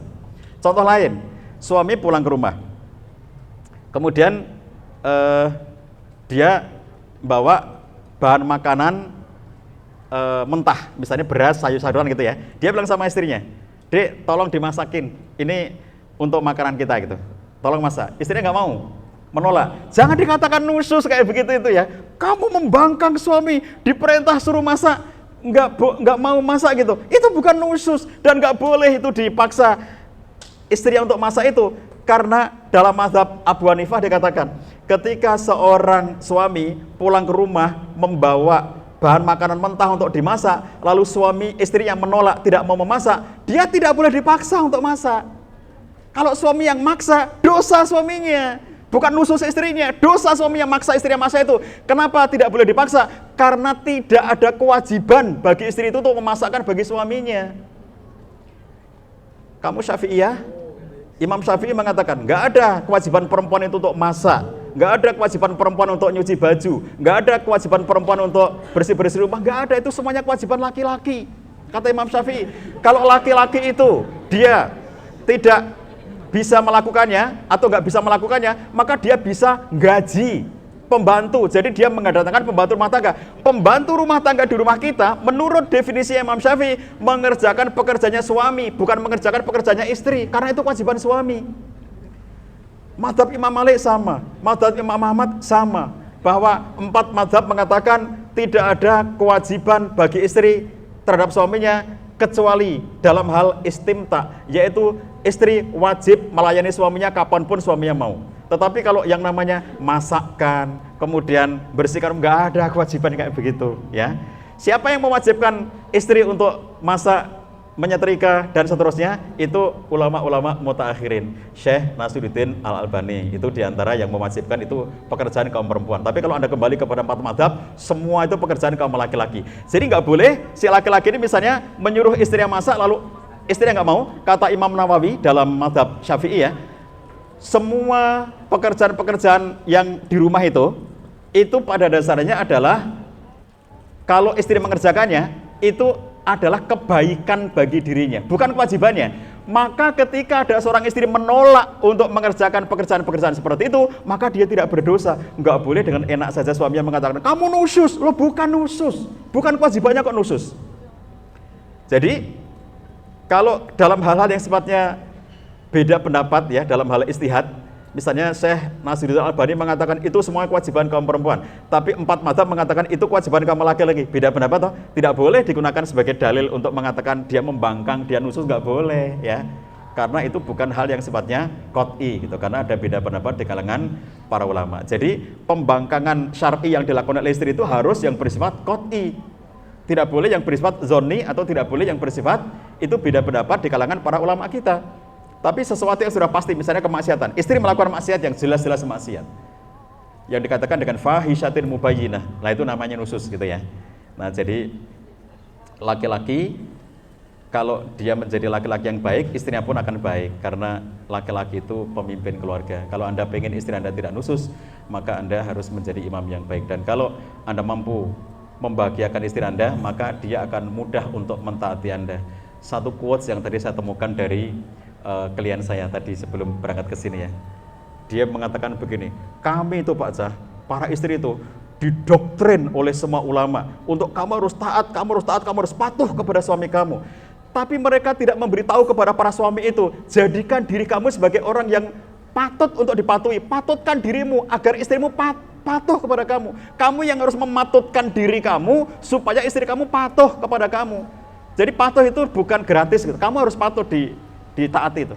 Patutkan dirimu untuk kamu bisa ditaati gitu ya. Nah ini berarti timbal balik ya antara suami dan istri. Oke, waktu kita sudah habis karena sudah maghrib. Sampai ketemu lain waktu. Saya doakan mudah-mudahan yang belum dapat jodoh, Allah berikan jodoh terbaik untuk dunia dan akhiratnya. Menjadi keluarga yang sakinah, mawaddah warahmah.